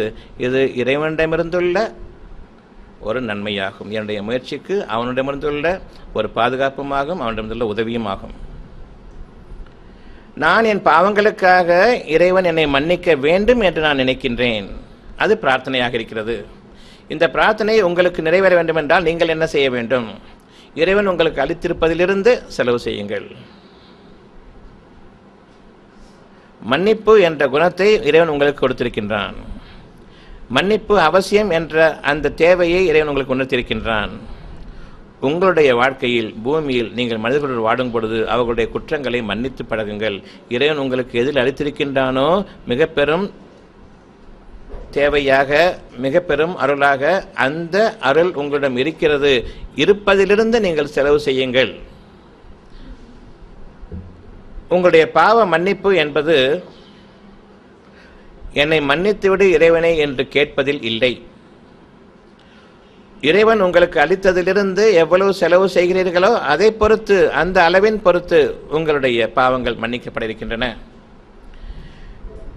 நீங்கள் பிற மனிதர்களை குற்றங்களும் குறைகளும் கூறாத வரையில் நீங்கள் பிறரை மன்னித்து கொண்டிருப்பவர்கள் என்பது உறுதியான ஒரு செயலாகும். இறைவனுக்கு நீங்கள் அறிவிக்கக்கூடிய அழகான ஒரு அறிவிப்பாகும். இறைவன் உங்களை கண்காணித்துக் கொண்டிருக்கின்றான். எந்த ஒரு நன்மையும் நீங்கள் செய்யும் பொழுது அதனை இறைவன் தவற விடுவதில்லை. அந்த பாக்கியங்களிலிருந்து நீங்கள் பாக்கியவான்களாக இல்லாதவர்களாக நிச்சயமாக ஆக்கப்பட போவதில்லை. என் இறைவன் எனக்கு அருள வேண்டும், செல்வங்களை அதிகரிக்க வேண்டும் என்று நீங்கள் விரும்புகிறீர்கள். உங்களுக்கு இறைவன் கொடுத்திருக்கின்றான். அந்த செல்வத்திலிருந்து நீங்கள் செலவு செய்யுங்கள். இறைவன் உங்களுக்கு தருவான். இறைவன் உங்களுக்கு அளித்ததிலிருந்து நீங்கள் செலவு செய்யுங்கள். நீங்கள் விரும்புவது உங்களிடம் இருக்கிறது. நீங்கள் விரும்புவது இருக்கிறது என்பது இறைவனுடைய வாக்காக இருக்கிறது. நீங்கள் கஞ்சத்தனம் உடையவர்களாக இருப்பீர்களானால் உங்களுக்கு அதிகமாக கொடுப்பது பற்றி எந்த நன்மையும் இல்லை. இறைவன் வீணான காரியங்களில் ஈடுபட மாட்டான். நீங்கள் செலவு செய்வீர்களானால் உங்களுடைய தேவைகள் அதிகமாக இருக்கிறது. உங்களுடைய தேவைகளை விசாலமாக்குவான். உங்களுடைய வாழ்க்கை வசதிகளை பெருக்குவான். நன்மையான பாதைகளில் உங்களுடைய தேவைகளை விசாலமாக்கிக் கொள்ளுங்கள். உங்களால் முடிந்த வரையில் நன்மையின் பக்கம் உங்களுடைய செலவுகளை அதிகப்படுத்திக் கொள்ளுங்கள். இதன் காரணமாக நாளைய வாழ்க்கைக்கு நமக்கு குறைவு ஏற்பட்டுவிடுமோ இல்லாமல் ஆகிடுமோ என்று நீங்கள் பயந்தீர்களானால் உங்களுக்கு நீங்கள் அநியாயம் செய்து கொண்டவர்கள். இன்னைக்கு உங்களுடைய வாழ்க்கை நல்லபடியாக அமையும், ஆனால் நீங்கள் அதை அனுமதிப்பதில்லை. எங்கு நாளைக்கு தரித்திரம் வந்துடுமோ என்று பயப்படுகிறீர்கள். இறைவனை நீங்கள் சந்தேகிக்கிறீர்கள். நன்மைக்கு கூலி தரித்திரம். நீங்களும் இறைவனை வணங்குபவர்கள் தானா? உண்மையினுடைய அடிப்படையின் பக்கம் நீங்கள் திரும்ப வேண்டியவர்களாக இருக்கிறீர்கள். இறைவன் யார் என்பதை உணருங்கள். இறைவன் சத்தியவான். நன்மைக்கு நன்மையே கூலி, தீமைக்கு மன்னிப்பவன். ஒரு குறித்த காலம் வரையில் நீங்கள் வரம்பு மீறாத வரையில் உங்களுடைய பாவங்களை மன்னிக்கின்றான். வரம்பு மீறும் பொழுது நிச்சயமாக இறைவனுடைய அதிருப்திக்கு ஆளாகிறீர்கள். எனினும் இறைவன் உங்கள் மீது பொறுமையாளன். என் பாவங்களுக்காகவும் என் குற்றங்களுக்காகவும் என் இறைவன் என்னை பொறுத்தருள வேண்டும் என்று நீங்கள் விரும்புகிறீர்கள். பிறருடைய குற்றங்களை நீங்கள் பொறுத்தருளுங்கள். உங்களிடம் இருக்கிறது, செலவு செய்யுங்கள்.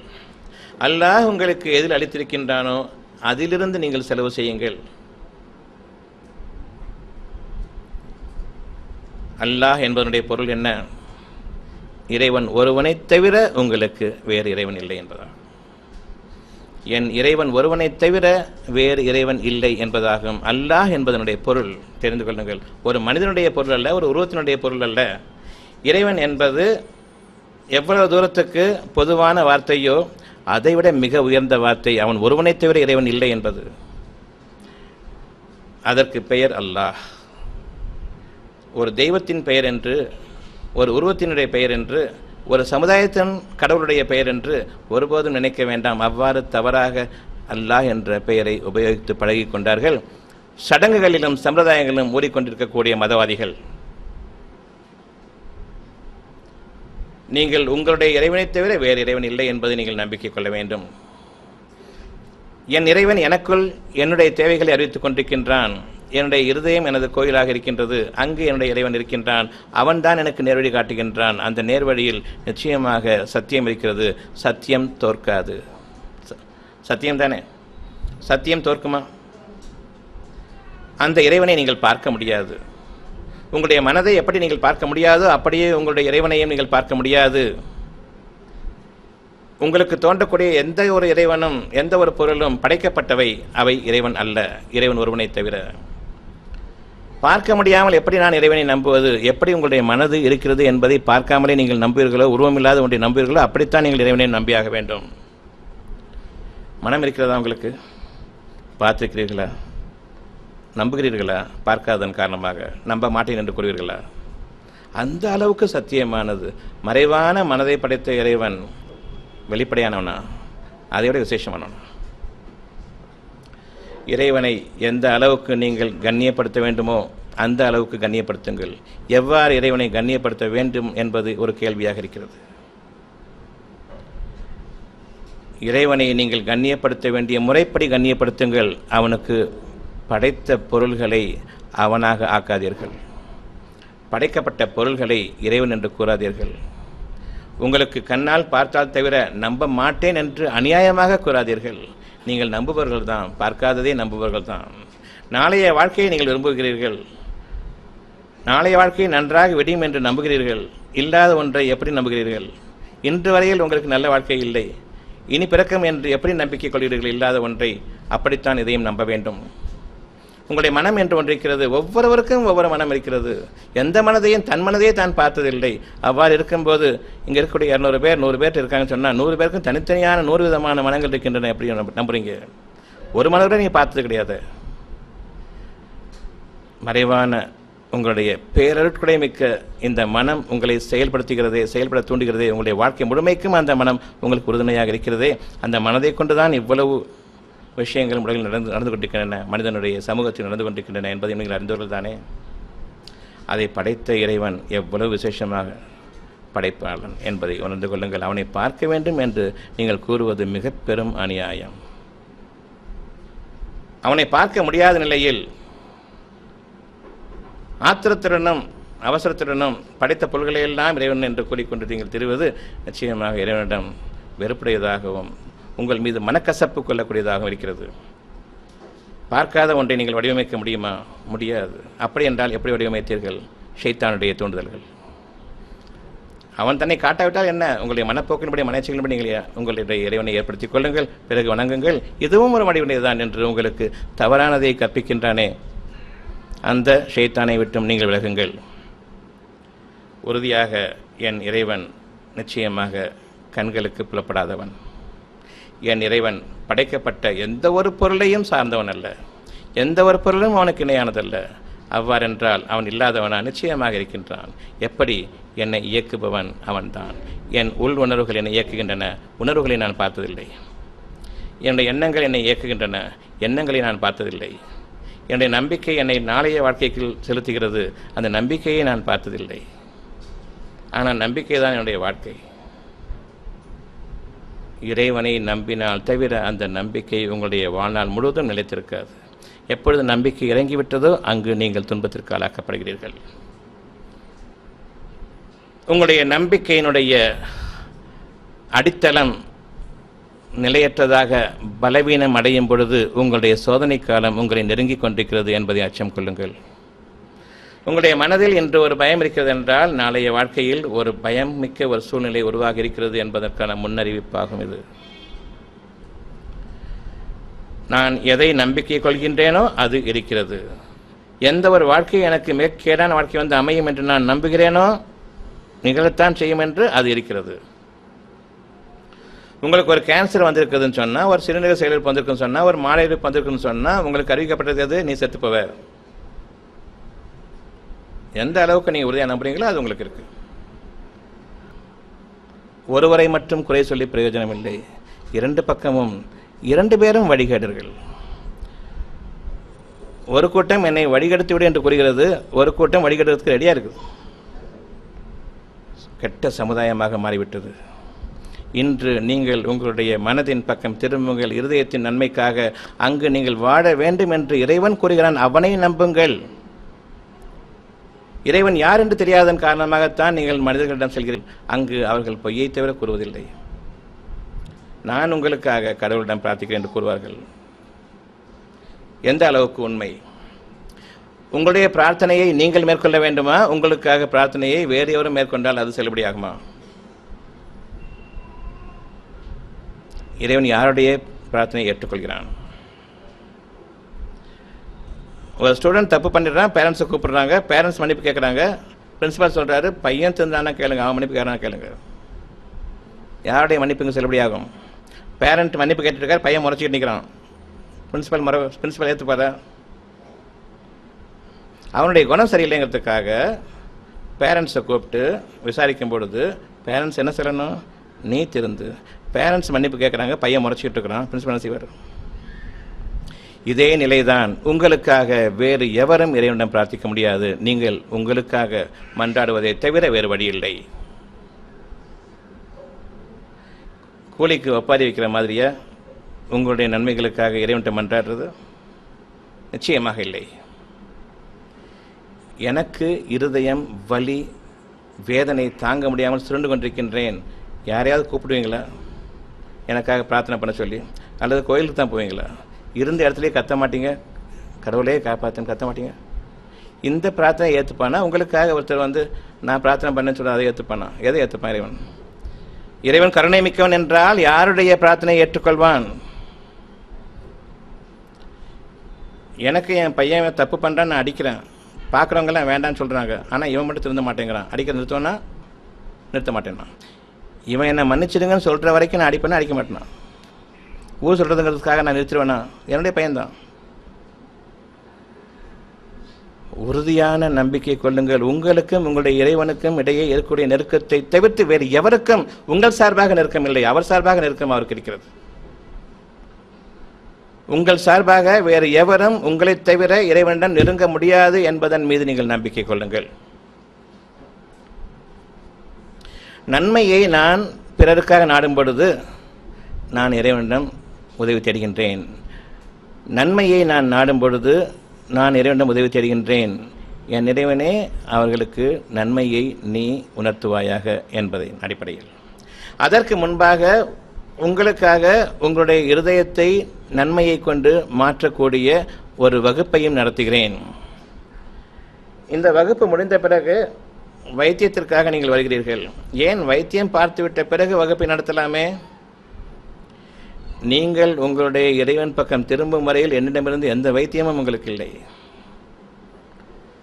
நீங்கள் உங்களுடைய இறைவன் பக்கம் திரும்பிய பிறகு ஷைத்தான்களுடைய பாதைகளை விட்டும் விலகும் அந்த பாதையில் உங்களை வழிநடத்திய பிறகு நான் உங்களிடம் உங்களுடைய குறைகளுக்காக கேட்கும் பொழுது ஏற்கனவே இறைவனிடம் செய்த பிரார்த்தனை அங்கு நிறைவேறும்.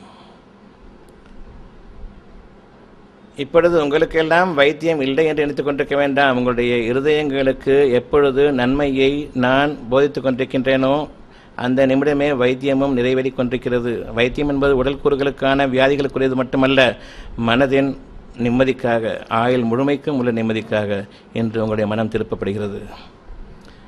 வைத்தியம் பார்த்துவிட்டு போயிடலாம், அது வரைக்கும் நாம் கேட்டுட்டு நினைக்க வேண்டாம். இங்கு இப்பொழுது வைத்தியம் நடந்து கொண்டிருக்கிறது என்பதை நீங்கள் நம்ப வேண்டும்.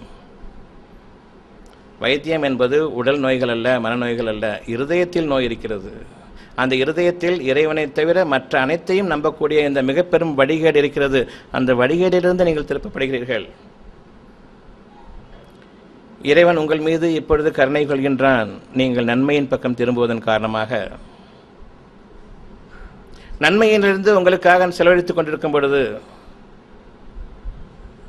எது நன்மையாக உணர்ந்தேனோ வாழ்ந்து கொண்டிருக்கிறேனோ அந்த நன்மையை உங்களுக்கு தெளிவாக போதித்துக் கொண்டிருக்கும் பொழுது உங்களுடைய இருதயங்கள் இதன் பக்கம் திரும்பும் பொழுது ஏற்கனவே நீங்கள் நன்மைக்குரிய பாதையில் அமைக்கப்பட்டு விட்டீர்கள். நீங்கள் நிலைத்திருப்பதற்காக அத்தாட்சிகளாக உங்களுக்கு வைத்தியம் புரியும் பொழுது இறைவனுடைய நெருக்கம் உண்மைதான் என்பதை நீங்கள் அறிவீர்கள்.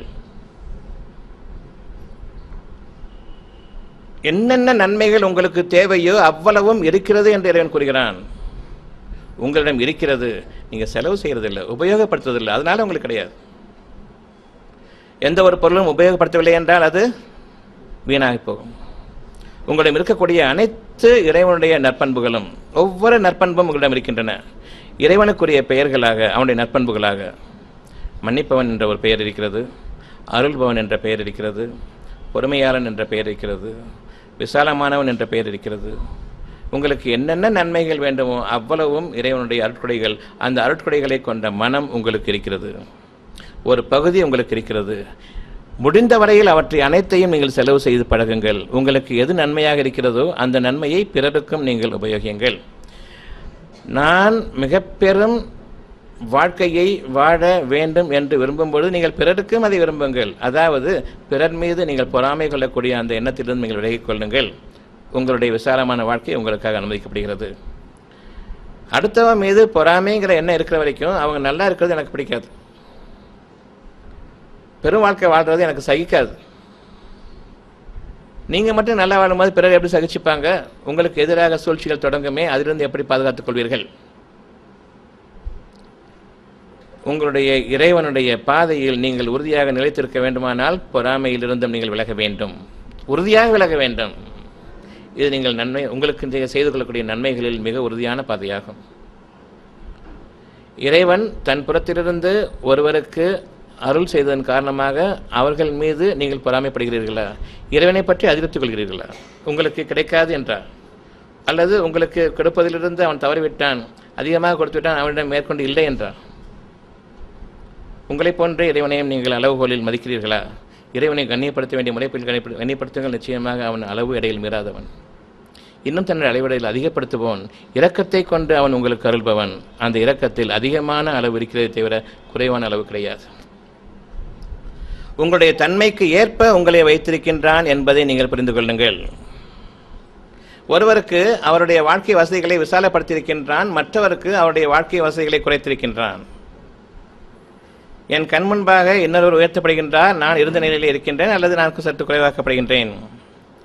நானும் இறைவனை நம்புகிறேன், அவனும் இறைவனை நம்புகிறான். அவனுக்கு ஏன் இவ்வளவு பெரிய அருட்கொடை, எனக்கு ஏன் ஓர வஞ்சகம் இறைவன் செய்கிறான்? உங்களுடைய உள்ளங்களில் இருக்கும் நன்மைகளை இறைவன் எடை போட நன்கறிந்தவன். நீங்கள் மற்றவர்களின் இருதயங்களில் இருப்பதை நீங்கள் நம்ப மாட்டீர்கள், அறிய மாட்டீர்கள். உங்களால் அறிவதற்குரிய தகுதியும் கிடையாது. அவ்வாறு இருக்கும் பொழுது அறிபவனாகிய இறைவன் உங்களுடைய அளவை அறிந்தவன். அளவு என்பது என்ன? எந்த அளவுக்கு உங்களுக்கு கொடுத்ததை கொண்டு பிறரிடம் நீங்கள் பெருமையாக நடக்க மாட்டீர்களோ அது உங்களுடைய அளவாகும். இன்றைக்கி உங்களுக்கு மாதத்துக்கு ஒரு 8,000 ரூபா, 10,000 ரூபா, 15,000 ரூபா கிடைக்குதுன்னு சொன்னால் 15,001 ரூபா கிடைச்சாலும் உங்களால் தாங்க முடியாது. பெருமை உங்களுக்கு அதிகமாகிவிடும். வருஷத்துக்கு ஒரு முறை போனஸ் கிடைச்சாலும் வாழ்க்கையே கிடைச்சிட்ட மாதிரி இருப்பீங்க. இந்த ஒரு சின்ன விஷயத்தை கூட தாங்க முடியாது. அப்படி இருக்கும் பொழுது பெருமை கொண்டவர்களாக நீங்கள் ஆயிட்டீங்கன்னு சொன்னால் அதுக்கு மேலே சீலிங் கிடையாது. சீலிங் போட்டாச்சு, அதுக்கு மேலே கிடையாது. திருப்தி கொண்டுட்டீங்கன்னு சொன்னால் அதுக்கு மேலே கிடையாது. உங்களுக்கு உங்களுடைய தேவைகளுக்கும் சற்று குறைவாக உங்களுக்கு கொடுத்து கொண்டிருப்பதன் காரணம் உங்களுடைய தேவைகள் என்று நீங்கள் வைத்திருப்பது மிகச் சாதாரணமாக இருக்கிறது. அதை கொடுத்து விட்டால் நீங்கள் திருப்தி அடைந்து விட்டால் அதற்கு மேல் உங்களுக்கு வாழ்க்கை இல்லை. இறைவன் பயப்படுகிறான் உங்களை பற்றி. மேலான வாழ்க்கைக்கு பதிலாக நீங்கள் உங்களுடைய வாழ்க்கையை மூடிவிடுவீர்கள் என்று இறைவன் பயப்படுகின்றான். பிற மனிதர்களிடம் அல்லது பெருமையாக நடப்பீர்களோ என்று இறைவன் பயப்படுகிறான். நீங்கள் அத்தகையவர்களாக இருக்கிறீர்கள். இருந்தாலும் இறைவன் உங்களை பற்றி நன்கறிந்தவன். நிச்சயமாக நீங்கள் பெருமைப்படுவீர்கள். அந்த பெருமையின் காரணமாக உங்களுக்கு நீங்களே சக மனிதர்களிடமிருந்து தீமையை வரவழைத்துக் கொள்வீர்கள், கண் தீட்டை வரவழைத்துக் கொள்வீர்கள். பொறாமை கொண்டவர்கள் உங்கள் மீது பொறாமைப்படும் பொழுது அந்த பொறாமை உங்களை எப்பொழுது தீண்டும் என்றால் நீங்கள் பெருமை கொண்டவர்களாக அடையும் பொழுது. நீங்கள் தப்ப முடியாது. பொறாமை கண்களிலிருந்து நீங்கள் தப்ப முடியாது. நீங்கள் பாதுகாக்கப்பட வேண்டும் என்றால் பெருமை கொள்ளாதவர்களாக இருக்க வேண்டும். பெருமை என்ற ஒன்று உங்களிடம் இருக்கும் வரையில் பொறாமை கண்களிலிருந்து நீங்கள் தப்ப முடியாது. அதனுடைய விளைவுகள் மிக கடுமையானதாக இருக்கும். இன்று அந்த கடுமையான விளைவுகள் உங்களை பாதிக்கவில்லை. யாரோ எவனோ வினை செய்து விட்டான், என்ன செய்வது என்று தெரியவில்லை, குடும்பமே தலைகளாக போயிடுச்சு இந்த வினையின் காரணமாக. அந்த பயம் இருக்கா உங்களுக்கு? அந்த மாதிரி நடந்து கொண்டிருக்கக்கூடிய விஷயங்கள் நீங்கள் பார்த்துருக்கீங்களா? யாரும் வினை செய்யவில்லை. உங்களுடைய பெருமையே உங்களுக்கு வினையாக அமைந்தது. எப்பொழுது எனக்கு பெருமை இருக்கிறதோ பிறருடைய பொறாமை கண்கள் அவ்வளவையும் ஈர்த்து அவ்வளவு தீமைகளையும் எனக்கு நானே சாடிக்கொள்ளக்கூடிய அந்த சூழ்நிலையை நான் உருவாக்கிவிட்டேன். பெருமை கொண்டவர்களுக்கு நாசம்தான். வினை என்ற ஒன்று வரும்பொழுது தங்கள் சம்பாத்தியங்கள் எல்லாம் வேண்டாம், நிம்மதி கிடைத்தால் போதும் என்றிருப்பீர்கள். அந்த நிம்மதியை நீங்கள் இன்று இறைவனிடம் கேளுங்கள். உங்களுடைய மேன்மையான நாளைய வாழ்க்கைக்காக, உங்களுடைய பொருள் ஆதாரத்தில் இந்த உலகத்தின் அடிப்படையிலான வாழ்க்கையில் நீங்கள் உயர்வான வாழ்க்கை அடைவதற்காக இன்று அவசரப்பட வேண்டாம். உங்களிடம் அந்த தகுதி இல்லை. என்ன தகுதி இல்லை? உங்களுக்கு இதன் காரணமாக மேலும் பெரும் கேடுகளை நீங்கள் விளைவித்துக் கொள்வீர்கள். அந்த தகுதியில் தான் நீங்கள் இருக்கிறீர்கள்.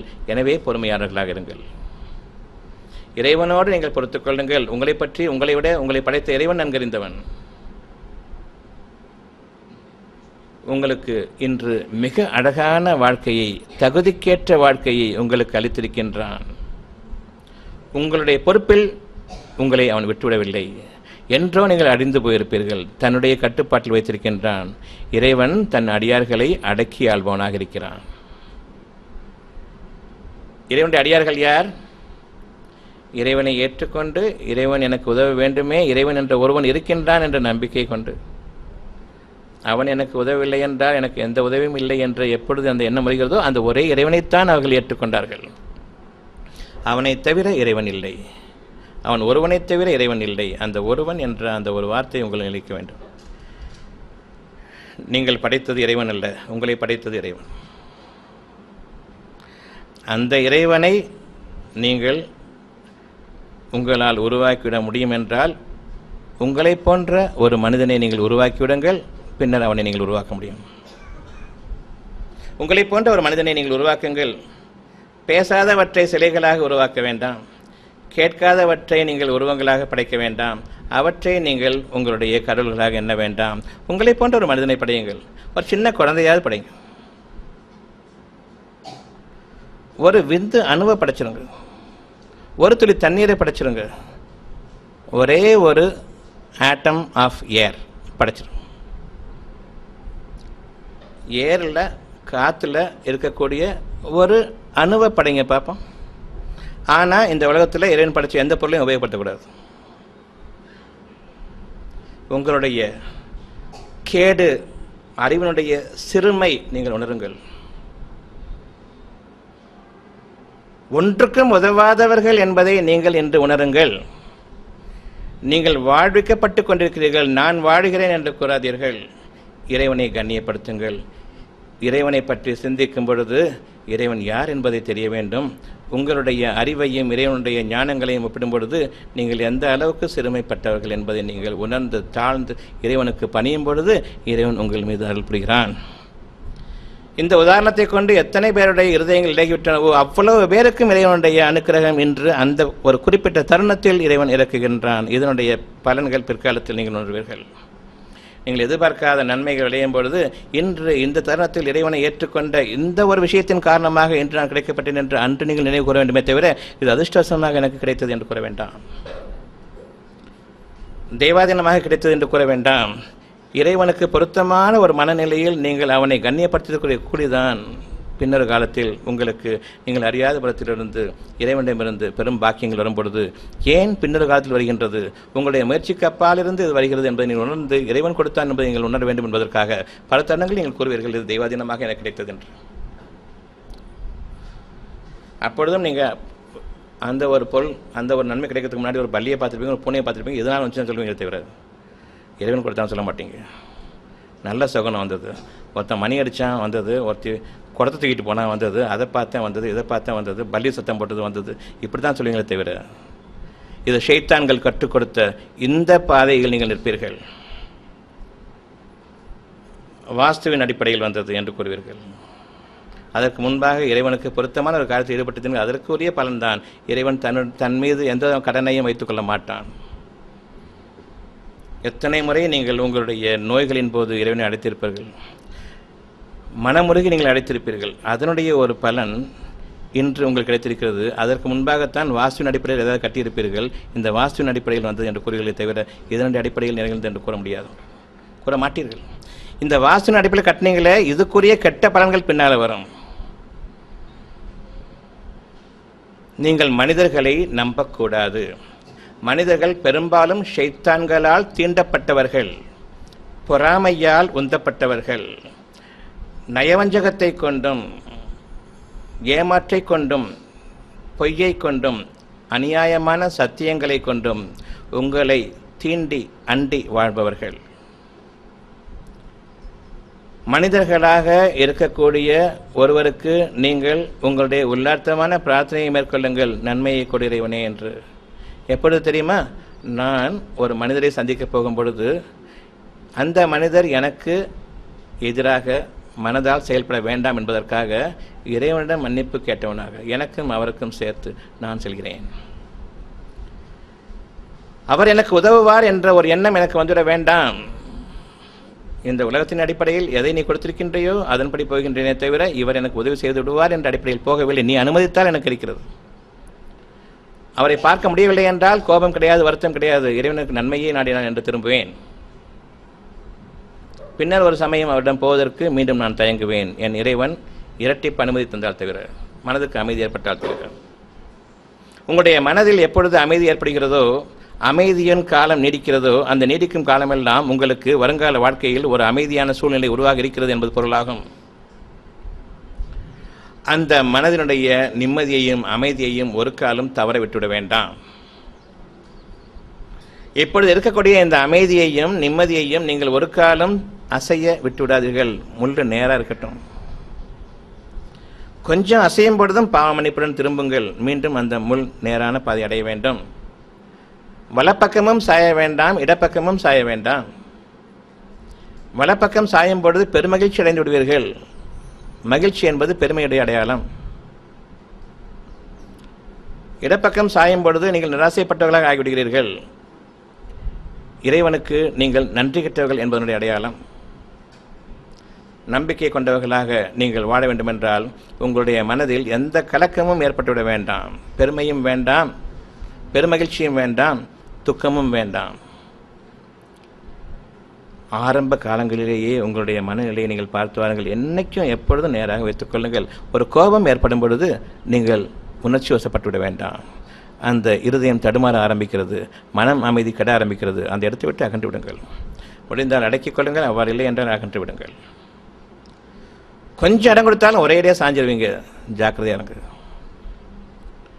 மகிழ்ச்சி அடையும் பொழுதும் பிறர் உங்களை பெருமைப்படுத்துவதன் காரணமாக மகிழ்ச்சி அடைகிறீர்கள். 4 வார்த்தை நல்லதாக பேசும்போது மகிழ்ச்சி அடைகிறீர்கள். எல்லா பெருமையும் எல்லா புகழும் இறைவன் ஒருவனுக்குத்தான் என்று இருக்கும் பொழுது நீங்கள் மகிழ்ச்சி அடைவது அந்த புகழிலும் பெருமையிலும் எனக்கும் பங்கிருக்கிறது என்று இறைவனுக்கு இணையாக நீங்கள் கூட்டாளிகளாக ஆகிவிடுகிறீர்கள். இறைவன் ஒருபோதும் அதை மன்னிக்க மாட்டான், ஏற்க மாட்டான். பெருந்தவறெடுத்து விட்டீர்கள். மகிழ்ச்சி கொள்ளும் பொழுது உங்களுடைய அறியாமலேயே நீங்கள் உங்களுடைய பெருமைக்கு ஆளாகிவிட்டீர்கள்.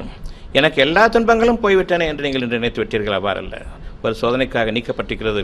எந்த அளவுக்கு நிதானமாக, நியாயமாக, நீதமாக நடந்து கொள்கிறீர்கள் என்பதை இறைவன் அறிவதற்காக வேண்டி. நம்பிக்கை கொண்ட மனிதர்கள் ஒருபோதும் பெருமகிழ்ச்சி அடைய மாட்டார்கள். நம்பிக்கை கொண்ட மனிதர்கள் ஒருபோதும் தங்களுடைய தேவைகள் குறைவுபட்டுவிட்டன என்று நிராசைப்பட்டுவிட மாட்டார்கள். இறைவன் மீது உறுதியாகவும் முழுமையாகவும் நம்பிக்கை கொண்டிருப்பார்கள். எந்த தருணத்திலும் உங்கள் இருதயங்களை நீங்கள் பாதுகாத்துக் கொள்ளும் நேரமெல்லாம் நீங்கள் இறைவனுடைய பாதுகாப்பட்டிருக்கிறீர்கள். நாளைய வாழ்க்கைக்கு உத்தரவாதம் இன்று இருக்கக்கூடிய மனநிலை. கடுமையான பாதிப்பினால் நீங்கள் பாதிக்கப்பட இருக்கிறீர்கள் என்பது இன்றைய மனநிலையின் அடிப்படையை கொண்டு. எப்பொழுது நீங்கள் பெரும் துயரத்தில் இருக்கிறீர்களோ, பயத்தில் இருக்கிறீர்களோ, அந்த வாழ்க்கை நாளைக்கு இருக்கிறது. நீங்கள் இன்று அமைதியாக இருக்கும் பொழுது இந்த வாழ்க்கை நாளைக்கு தொடரும். நீங்கள் அந்த அமைதியை கைவிட்டுவிட வேண்டாம். இறைவனுடைய அனுக்கிரகத்தை கொண்டும் அவனுடைய ஆசீர்வாதத்தை கொண்டும் அவனுடைய மன்னிப்பை கொண்டும் அவனுடைய அருளை கொண்டும் நீங்கள் வாழ வேண்டும் என்றால் மனிதர்களுடைய ஆசா பாசங்களுக்கு நீங்கள் இடம் கொடுத்து விடாதீர்கள். மனிதர்களுடைய தூண்டுதல்களுக்கும் அவர்களுடைய பேச்சுக்களுக்கும் நீங்கள் செவிசாய்த்துவிட வேண்டாம். உங்களுடைய பெருமையின் பக்கம் நீங்கள் சாய்ந்துவிட வேண்டாம். உங்களுடைய நன்மைகளின் பக்கம் நில்லுங்கள். இறைவன் உங்களுக்கு எதை பற்றி அறிவிக்கின்றானோ உறுதியாக நம்பிக்கை கொள்ளுங்கள். உங்களுடைய இறைவன் உங்களுக்கு அளித்ததிலிருந்து தாராளமாக செலவு செய்யுங்கள். என் மீது கோபப்படுறதை நான் யாருக்கு விரும்ப மாட்டேன் இல்லையா? யாரும் என் மீது கோபப்படுறதையோ வருத்தப்படுறதையோ நான் விரும்ப மாட்டேன் தானே. என்னை திட்டுறதோ என் மனசை காயப்படுத்துறதையோ நான் விரும்ப மாட்டேன் தானே. விரும்ப மாட்டேன் என்ற அந்த விருப்பமில்லாத ஒரு குணம் உங்களுக்கு தெரிகிறது. நீங்கள் அந்த குணத்தை பிரயோகிக்க வேண்டாம். இறைவன் அளித்ததிலிருந்து பிற மனிதர்களின் நன்மைக்காக நீங்கள் செலவு செய்வீர்களானால் உங்களுடைய கோபங்களை நீங்கள் அடக்கிக் கொள்வீர்கள். நன்மையான செயல் நான் அடக்கிக் கொள்வேன் என்று கூற வேண்டாம். உங்களால் அடக்க முடியாது. இப்பொழுது இறைவனிடம் பாவ மன்னிப்பு தேடுங்கள். என் இறைவனே, எனக்கு பொறுமையை கொண்டு உதவி செய். நான் கோபப்படும் காலங்களில் நான் தவறிவிடாமல் என்னை நீ பாதுகாத்துக்கொள். ஆத்திரம் மூட்டக்கூடிய சூழ்நிலைகள் உருவாகும் பொழுது அதில் நான் அவசரப்பட்டு விடாமல் நீ என்னை பாதுகாத்துக்கொள். என் இறைவனே, உன்னை என்னுடைய முழுமையான பாதுகாவலனாக ஏற்றுக்கொண்டேன் என்ற அந்த அடிப்படையில் நன்றாக இருக்கும் மனநிலையில் உங்களுடைய கேடுகளான மனநிலைகளிலிருந்து நீங்கள் பாதுகாப்பு இறைவனிடம் தேடுங்கள். நன்மை ஏதும் உங்களுக்கு வருகிறது என்றால் அது இறைவன் புறத்திலிருந்ததானே தவிர உங்களால் நீங்கள் எந்த நன்மையையும் செய்து கொள்ள முடியாது என்பதை நம்புங்கள். தீமை உங்களிடமிருந்து மட்டும்தான், இறைவன் அனுமதிப்பதில்லை. எந்த தீமையும் உங்களுக்கு ஏற்படும் பொழுது அது எங்கிருந்து வந்தது? உங்கள் கரங்களால் நீங்கள் சம்பாதித்ததற்காக வேண்டி கூலி கொடுக்கப்படவில்லை. நம்பிக்கை கொண்டு யார் நல்ல செயல் செய்கிறார்களோ அவர்களுக்கு இறைவனிடமிருந்துள்ள மன்னிப்பும் மகத்தான நற்கூலியம் உண்டு. மன்னிப்பும் மகத்தான நற்கூலியம் உண்டு. இறைவன் அளித்ததிலிருந்து யார் செலவு செய்து வருகிறார்களோ இது நற்செயல்களாகும். உங்களுக்கு எதுவுமே இல்லை, எந்த பொருளும் இல்லை. மனம் என்ற ஒன்று மட்டும்தான் இருக்கிறது. அந்த மனதில் உங்களுக்கு நன்மைகளாகவும் தீமைகளாகவும் பிரித்தறியக்கூடிய அந்த மிக பெரும் பாக்கியம் உங்களுக்கு இருக்கிறது. இந்த நிலையில் நீங்கள் இறைவனிடம் திரும்புகிறீர்கள். என் இறைவனே, என் மனநிலையின் உறுதித்தன்மையை நீ பாதுகாத்துக்கொள். எப்பொழுது ஷைத்தானுடைய தீண்டுதல் வருகிறதோ, தீய வழிகள் தான் வழிகள் என்று நான் எண்ணுகிறேனோ அப்பொழுது என்னுடைய மனதின் உறுதி நிச்சயமாக நிலை குலைந்துவிடும், பலவீனமாகிவிடும். அவ்வாறு பலவீனமாக்கப்பட்டுவிட்டால் நிச்சயமாக நான் நஷ்டமடைந்தவர்கள் ஆகிவிடுவேன். என் இறைவனே, உன்னுடைய பாதுகாப்பை கொண்டு நான் உதவி தேடுகின்றேன். மனிதர்களின் இறைவனாகிய உன்னிடம் பாதுகாவல் தேடுகிறேன். உங்களுடைய பிரார்த்தனைகள் எந்த அளவில் இருக்க வேண்டும் என்றால் மனிதர்களின் இறைவனிடத்திலிருந்து நான் பாதுகாவல் தேடுகின்றேன். மனிதர்களின் இறைவனே, உன்னிடம் நான் பாதுகாவல் தேடுகின்றேன். மனிதர்கள் அவ்வளவு மோசமானவர்கள். விஷம் பாம்புக்கு கூட கிடையாது, மனிதர்களுடைய மனதுக்கு இருக்கிறது. மனிதர்கள் செய்யக்கூடிய வினைகளுக்கு இருக்கிறது. அந்த விஷத்தை உங்கள் மீது பாய்ச்சி கொள்ளக்கூடிய ஒரே உங்கள் மனநிலை பெருமகிழ்ச்சி கொள்வதில் இந்த மனநிலையாகும். உங்களால் பெருமை கொள்ளாமல் இருக்க முடியாது. 4 பேர் நல்ல வார்த்தை சொல்லிட்டா போதும், நமக்கு உச்சி குழந்தரும் தலைகால் புரியாது. அந்த அளவுக்கு பெருமை கொண்டுருவோம். அந்த சூழ்நிலையிலிருந்து இன்று நீங்கள் பாதுகாப்பு தேடுங்கள். பெருமை என்ற ஒரு நிகழ்ச்சி உங்களுக்கு ஏற்படுவதற்கு முன்பாக, சோதனையாக ஏற்படுவதற்கு முன்பாக இன்று நீங்கள் பாதுகாப்பு தேடுங்கள். என்னென்ன தேவைகளுக்காக நீங்கள் பாதுகாப்பு தேட வேண்டும் என்றால், எதெல்லாம் கேடுகள் என்று நீங்கள் உணர்கிறீர்களோ அதிலிருந்து நீங்கள் பாதுகாப்பு தேட வேண்டும். நீங்கள் நல்ல நிலையில் இருக்கும் பொழுது, பலவீனமான நிலையில் உங்களுடைய பிரார்த்தனை என்பது ஒரு உணர்ச்சி வசத்தில் இருக்குமே தவிர உணர்வுபூர்வமாக இருக்காது. உணர்ச்சி வசத்தில் நீங்கள் கேட்கக்கூடிய அந்த பிரார்த்தனைகள் செல்லுபடியாகாது.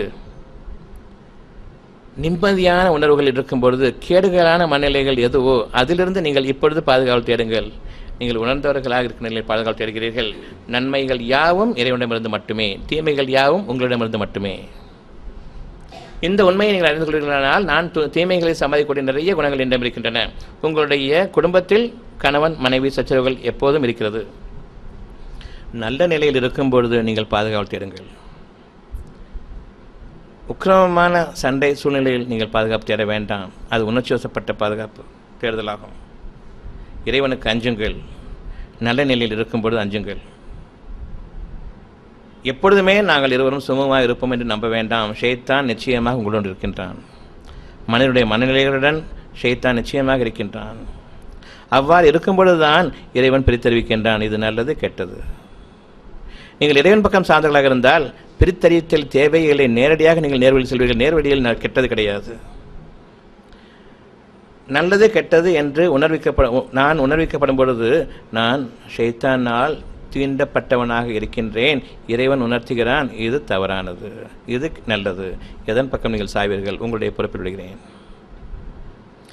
நேர் வழியில் இறைவன் செலுத்திவிட்டால் தவறு அங்கு கிடையாது. இறைவனுடைய பாதையில் தவறுகள் கிடையாது. அங்கு பிரித்தறிவித்தல் தேவையில்லை. யாருடைய கன்சல்டேஷன் தேவையில்லாமல் நீங்கள் போயிட்டு இருப்பீங்க. எந்த ஒரு மனிதனுடைய ஏச்சும் பேச்சும் காதில் விடாது. எந்த மனிதர் உங்களுடைய பரிகாசம் செய்தாலும் சரி, அது உங்களுக்கு காதில் விடாது. நேர்வழியை நீங்கள் நிச்சயமாக நடத்தாட்டப்பட்டு விடுகிறீர்கள். எப்பொழுது உங்களுக்கு 2 வழிகள் காண்பிக்கப்படுகிறதோ நிச்சயமாக ஷைத்தானால் நீங்கள் தீண்டப்படுபவர்களாக இருக்கிறீர்கள் என்பது உண்மை. இறைவன் உங்களுக்கு இந்த சமயத்தில் தான் தெரிவிக்கின்றான், இது சரியானது, இது தவறானது. உங்களுடைய இருதயத்தில் தவறும் சரியும் நன்மையும் தீமையும் தெரிவிக்கப்படும் பொழுது நீங்கள் உறுதியாக இருந்து கொள்ளுங்கள். நான் தவறக்கூடிய சூழ்நிலையில் நிச்சயமாக நான் இருக்கிறேன். என் இறைவன் பிரித்தறிவிக்கின்றான். நான் இறைவனை பின்பற்றுபவன், என் இறைவனை தொழுபவன், என் இறைவனை நான் வணங்குபவன். அவனுக்கு வணங்கி முற்றிலுமாக நான் அவனுக்கு அடிபணிந்து நன்மையின் பக்கம் நிற்கின்றேன். என்னை பாதுகாக்க அவன் போதுமானவன். இருதயத்தினுடைய நிலைப்பாட்டை கவனியுங்கள். நன்மையான நிலைப்பாட்டில் அமைதியும் நிம்மதியும் சாந்தமும் சமாதானம் குறைந்து நேர் பாதையில் முள் நேராக இருக்க வேண்டும். கொஞ்சம் இந்த பக்கம் அந்த பக்கம் அசைஞ்சாலும் பாவ மன்னிப்புடன் திரும்பிவிடுங்கள். மனதை நிலைப்படுத்தும் வரையில் உங்களுக்கு வேறு வேலை கிடையாது. பயத்திலிருந்து நீங்கிவிடுங்கள். உஷாராக இருங்க. ரொம்ப ஜாஸ்தியாக அந்த கவலையின் பக்கம் ஆயிடாதீங்க. கவலை வரும்பொழுதே உஷாராக, இறைவன் போதுமான வந்து உஷாராக, இறைவன் நமக்கு உதவி செய்வான் என்ற அந்த உறுதியின் பக்கம் நீங்கள் திரும்புங்கள். கொஞ்சம் கண்ணை அசந்தா போதும், ஃபுல்லாக சாஞ்சிடும். ஒரேடியாக கவலையிலேயே மூடிக்கிடுவீங்க. யாராவது ஒருத்தர் ரொம்ப ஜாஸ்தியாக அப்படி நினச்சிட்டு இருக்கும்போது பார்த்தீங்கன்னு சொன்னால் ஷைத்தான்ட்ட ரொம்ப டீப்பாக மலர்ச்சியாக இருக்க வேண்டும். நிம்மதி அமைதி அங்கு உங்களுடைய முகத்தில் பிறருக்கு தோன்ற வேண்டும், உங்களுக்கும் மனதில் தோன்ற வேண்டும். எந்த ஒரு மனிதரும் பிறர் முகத்தை பார்க்கும் பொழுது கவலையோடு இருக்கும்பொழுது என்ன சொல்லுவாங்க? ஏன் உன் மூஞ்சி மூதேவித்தனம் இருக்குன்னு கேட்பாங்களா? கேட்க மாட்டாங்களா? எப்போ பார்த்தாலும் மூதேவித்தனம் வச்சிருக்கிற மூஞ்சை ஏன் அப்படி கேட்பான்னு கேட்க மாட்டாங்களா? ஷைத்தானுடைய மூஞ்சி அது. அவனுடைய கன்சல்டேஷன் இருக்கிறாங்க, மிக பெரும் கேடான பாதையில் இருக்கிறாங்க. கொஞ்சம் விட்டால் மூழ்கி போயிடுவாங்க. அவர்களிடமிருந்தும் நீங்கள் உங்களுடைய பாதுகாப்பு தேடுங்கள். யார் ஒருத்தரையும் கவலையோடு பார்க்கும்பொழுது நீங்கள் இங்கே பிரார்த்தனை பண்ணுங்கள், அந்த முகம் மாறுதான் பாருங்கள், இறைவன் யாருங்கிறத தெரிஞ்சுக்கோங்க. பிறருக்கு நன்மைக்காக நீங்கள் நாடும் பொழுது உங்களுடைய பிரார்த்தனைகள் செல்லுபடி ஆகிறதா என்பதை நீங்கள் நாடும் பொழுது யாரொருவர் கவலையாக இருக்கிறார்களோ அவர்களுக்காக அவர்களிடத்தில் நீங்கள் ஏதும் கூறாமல் அவர்களுடைய பாவங்களுக்காக நீங்கள் மன்னிப்பு தேடுங்கள். என் இறைவனை எனக்கு அத்தாட்சியை காண்பி. அவர்கள் ஷைத்தானுடைய பிடியிலிருந்து விலகி உன்னுடைய பாதையில் திரும்பும் பொழுது முகம் மலர்வதை நான் பார்க்க வேண்டும் என்று நீங்கள் உங்களுடைய பிரார்த்தனையை மேற்கொள்ளுங்கள். அங்கு முகம் மலர்வதை பாருங்கள். உங்களுடைய பிரார்த்தனை அங்கீகரிக்கப்படுகிறது எதனுடைய அடிப்படையில் என்பதை நீங்கள் தெரிந்து கொள்கிறீர்கள். எந்த அளவுக்கு இறைவன் உங்களுக்கு நெருக்கமாக இருக்கின்றான் என்பதையும் நீங்கள் பார்ப்பீர்கள். மனதின் அடிப்படையில் தான் அகிலங்கள் உங்களுக்காக இயங்கிக் கொண்டிருக்கின்றன என்பதை உணருங்கள். உங்களுடைய உறுப்புகள் உங்களுடைய மனதின் அடிப்படையில் இயங்காமலா போய்விடும். மன அமைதிக்கு மனதை கொண்டு தான் பிரார்த்தனை செய்ய வேண்டுமே தவிர, மனம்தான் உங்களுடைய இருதயங்களையும் இயக்குகிறது, இருதயத்திலிருந்து இரத்த ஓட்டத்தையும் இயக்குகிறது, இரத்த ஓட்டத்திலிருந்து உங்களுடைய உடல் உறுப்புகளையும் இயக்கிக் கொண்டிருக்கிறது உங்களுடைய மனம்தான். என் மனம் சோர்ந்து போச்சுன்னு சொன்னால் இருதய இயக்கம் நின்று போயிடும். என் மனம் பதட்டமாச்சுன்னா இருதய இயக்கம் படப்படப்படும். என் மனம் நிம்மதியாக இருந்துச்சுன்னா இருதய இயக்கம் நிம்மதியாக இருக்கும். நிம்மதியான இரத்த ஓட்டத்தில் தான் உங்களுடைய உடல் உறுப்புகளின் நன்மை இருக்கிறத தவிர, படபடப்பான இருதய இயக்கத்தில் உங்களுடைய உடல் உறுப்புகள் வலிமை கொண்டுவிடும். இருதய ஓட்டம், இரத்த ஓட்டம், அதனுடைய உயிரோட்டம் நன்மையாக இருக்கும் பட்சத்தில் எந்த நோயும் உடலில் தங்காது என்பதை நீங்கள் உணர வேண்டும். உடல் நோய்களுக்கு இப்பொழுது காரணம் என்ன? இருதயத்தில் நோய் இருக்கிறது, இருதயத்தில் வாட்டம் இருக்கிறது, இருதயம் செத்துவிட்டது, அதில் உயிரோட்டம் இல்லை. ஏன் இல்லை? இறைவனுக்கு பதிலாக ஷைத்தானை நீங்கள் உங்களுடைய வாழ்க்கைக்கு நெருங்கிய கூட்டாளியாக ஆக்கிக் கொண்டீர்கள். அங்கு உங்களுடைய இருதயத்தை அவன் பலவீனப்படுத்தி கொண்டிருக்கின்றான். நன்மைக்கு பதிலாக தீமையை அதிகமாக நம்பச் செய்கிறான். உண்மைக்கு பதிலாக பொய்யை வாக்காக அளிக்கின்றான். உங்களுடைய இருதயத்தின் தூய்மைக்காக இன்று நீங்கள் இறைவன் உங்களுக்கு அளித்ததிலிருந்து செலவு செய்யுங்கள். எந்த நன்மையை நீங்கள் விரும்புகிறீர்களோ அது உங்களிடம் இருக்கிறது, அதிலிருந்து செலவு செய்யுங்கள். பிறர் எனக்கு எதிராக எதுவும் செய்யக்கூடாது என்று நான் விரும்புகிறேன். நீங்கள் பிறருக்கு எதிராக கொண்டிருக்கூடிய பொறாமையிலிருந்து விலகுங்கள். உங்களுக்கு கொடுத்ததிலிருந்து நீங்கள் செலவு செய்வீர்களானால் உங்களுக்கு இன்னும் தன் அருளிலிருந்து மிகுதமாக்குவான், பன்மடங்காக பெருக்குவான். மனிதர்களுடைய தீமைகளை விட்டு உங்களை பாதுகாப்பான். கண் திட்டுகளிலிருந்தும் வினைகளிலிருந்தும் நீங்கள் பாதுகாக்கப்பட்டவர்களாவீர்கள். உங்களுடைய இருதயம் நிலைபெற்ற இருதயமாக இருக்கும். அங்கு தீமைகள் உங்களை தீண்டாது. ஷைத்தான் உங்களை விட்டு வெகு தொலைவிலாக்கப்படுகின்றான். இறைவன் உங்களுக்கு நெருக்கமாகின்றான். இங்கு உங்களுடைய வாழ்க்கை பரிணமிக்கிறது. உங்களுடைய அனைத்து கேள்விகளுக்கும் இங்கு பதிலளிக்கப்பட்டிருக்கின்றன. ஒரு முறை இந்த கேள்விகளை உங்களுக்கு மீண்டும் படித்து சுருக்கமாக அதனுடைய விடையை இந்த வகுப்பினுடைய அடிப்படையில் சொல்லிவிடுகிறேன்.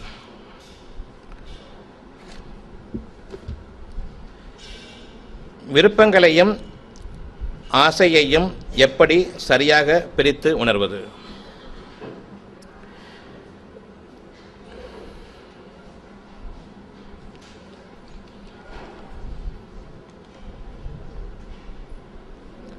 விருப்பங்கள் என்பது இறைவன் உங்களுக்காக உங்களுடைய தேவைகளாக அறிவிப்பது. ஆசை என்பது பிறருடைய பொருளை பார்த்து நீங்கள் விரும்புவது. ஆசை என்பது ஒரு கெட்ட செயல். பிறருடைய பொருள்களை விரும்புவது விபச்சாரத்திற்கு ஈடான ஒரு துஷ்ட செயலாக, துஷ்ட எண்ணமாக இருக்கிறது. ஆசையை நிறைவேற்றுவது கூடாது. ஷைத்தானுடைய அடிப்படையில் இல்லாமல், அவனோடு கூட்டாக சேராமல், தீமையான பாதைகளில் செல்லாமல் ஆசையை நிறைவேற்றிக் கொள்ள முடியாது. நான் ஒருத்தட்ட வேலைக்கு போகிறேன்னு சொன்னால் பெரிய கம்பெனியாக பார்த்து வேலைக்கு போகிறேன், பெரிய பணம் வாங்கலாம் அவன்கிட்டேருந்து. அவனுடைய பொருளை அடைகிறது எனக்கு ஆசை இருக்குது. இறைவனுடைய அனுமதியை கொண்டு இறைவனுடைய நன்மைகளை அடைய வேண்டும், நான் 4 பேருக்கு கொடுக்கணுங்கிற அந்த ஆசை இல்லை. விருப்பம் என்பது தன்மானத்திற்கு குறைவில்லாத ஒரு வாழ்க்கையை வாழணும். இது நீங்கள் விரும்புவீங்க யாருமே. நிறைவான வாழ்க்கையை, தன்மானத்திற்கு பாதகமில்லாத வாழ்க்கையை, மானக்கேடான வழியில் இல்லாத வாழ்க்கையை நான் விரும்புகிறேன். விருப்பங்களின் அடிப்படை இது.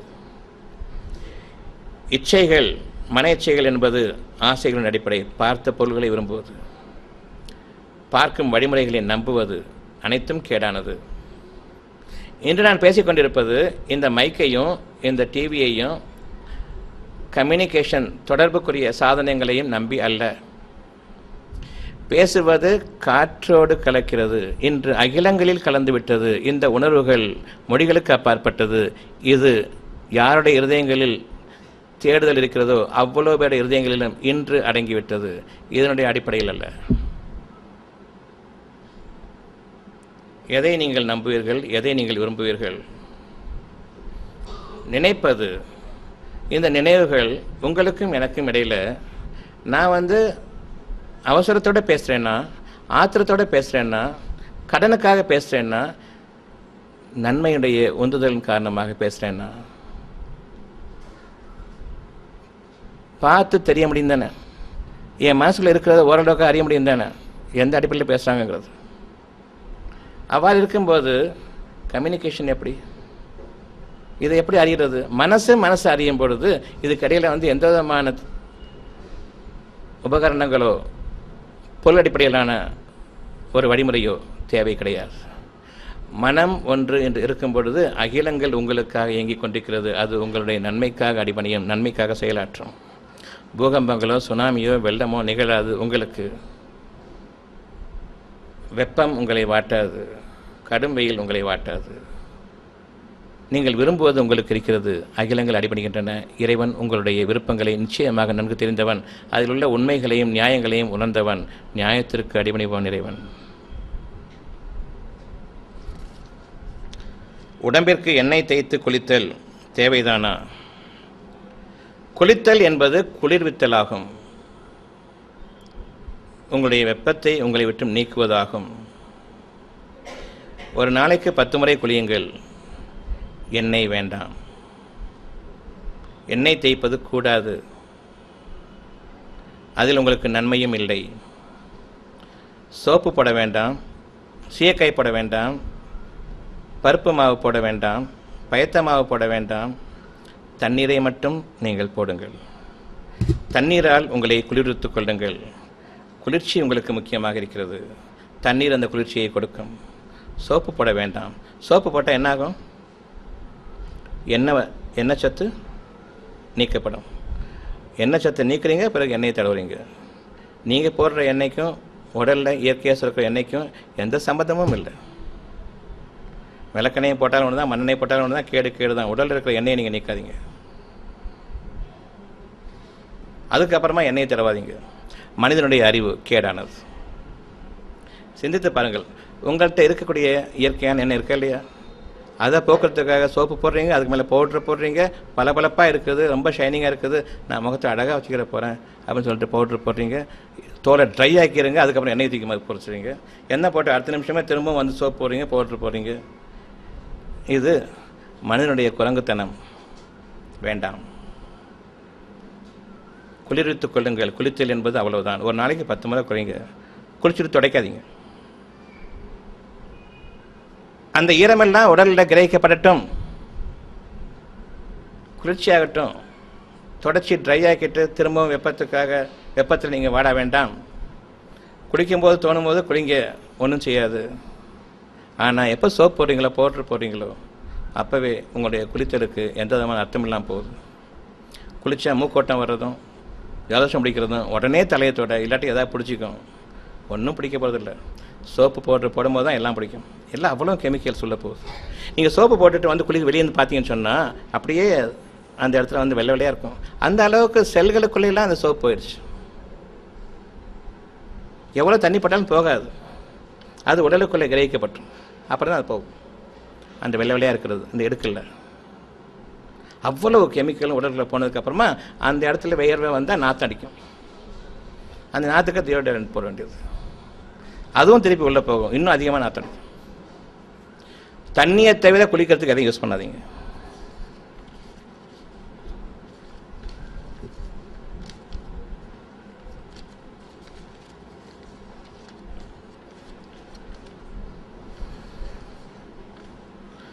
இறைவனுக்கும் கீழ்ப்படியுங்கள், தூதருக்கும் கீழ்ப்படியுங்கள். என்ன அர்த்தம்? நேர் வழியை இறைவன் அறிவிக்கும் பொழுது இது இறைவனுடைய அறிவிப்பாகும். ஒரு விஷயத்தை நான் செய்ய போகிறேன், இதில் நான் ஷைத்தானோடு இருக்கிறதன் காரணமாக பிரித்தறிவிக்கிறான் இறைவன். இது தவறு, இது நல்லது.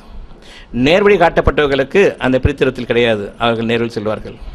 யார் தவறான வழி இருக்கிறார்களோ அவர்களுக்கு பிரித்தறிவிக்கப்படுகிறது. இறைவன் அறிவிக்கின்றான், இது தவறான வழி, இது நேர்வழி. என்ன உங்கள்கிட்ட எதிர்பார்க்கலாம்? அது வேண்டாம், நேர்வழிக்கு வாங்க. அப்படியும் மீறி நீங்கள் போகும் பொழுது இறைவனுடைய வாக்குக்கு மதிப்பில்லை. தூதர் மூலமாக அறிவிக்கின்றான், எச்சரிக்கின்றான், வேண்டாம்.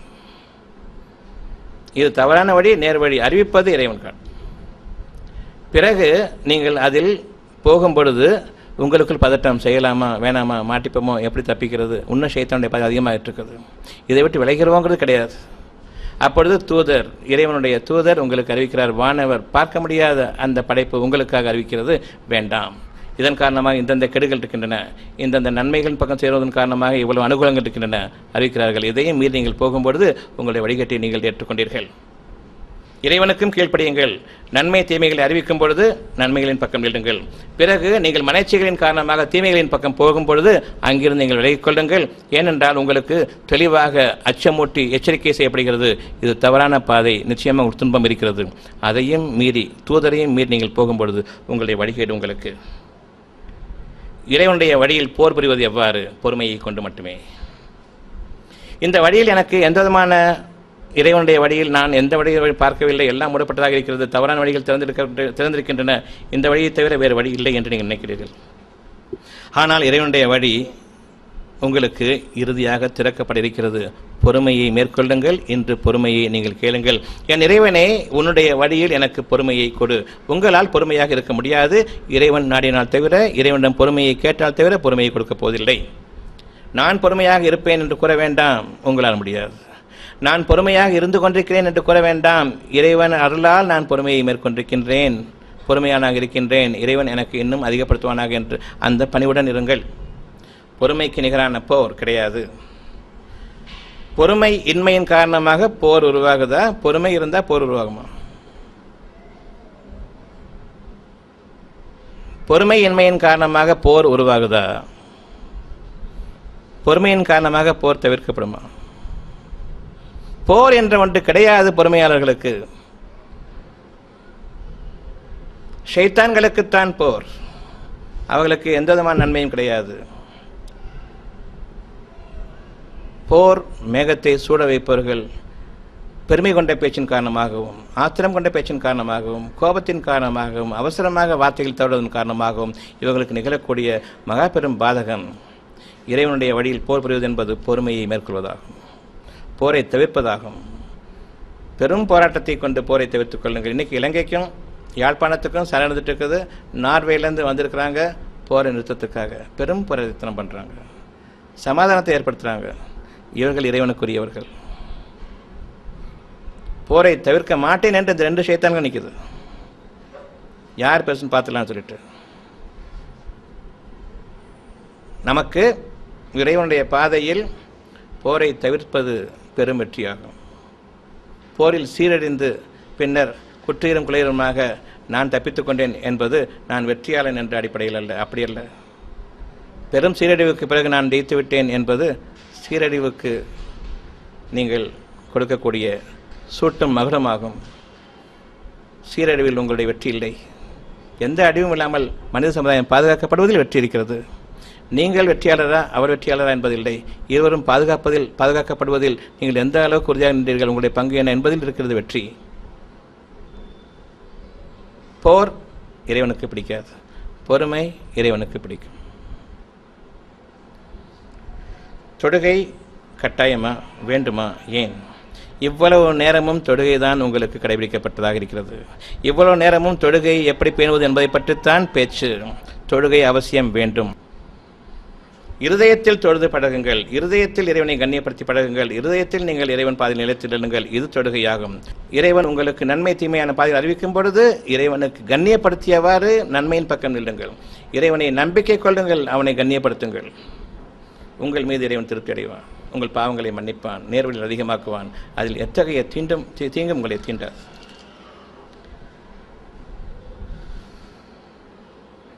கோபத்தை உடன் கட்டுப்படுத்த முடியவில்லை, என்ன செய்வது?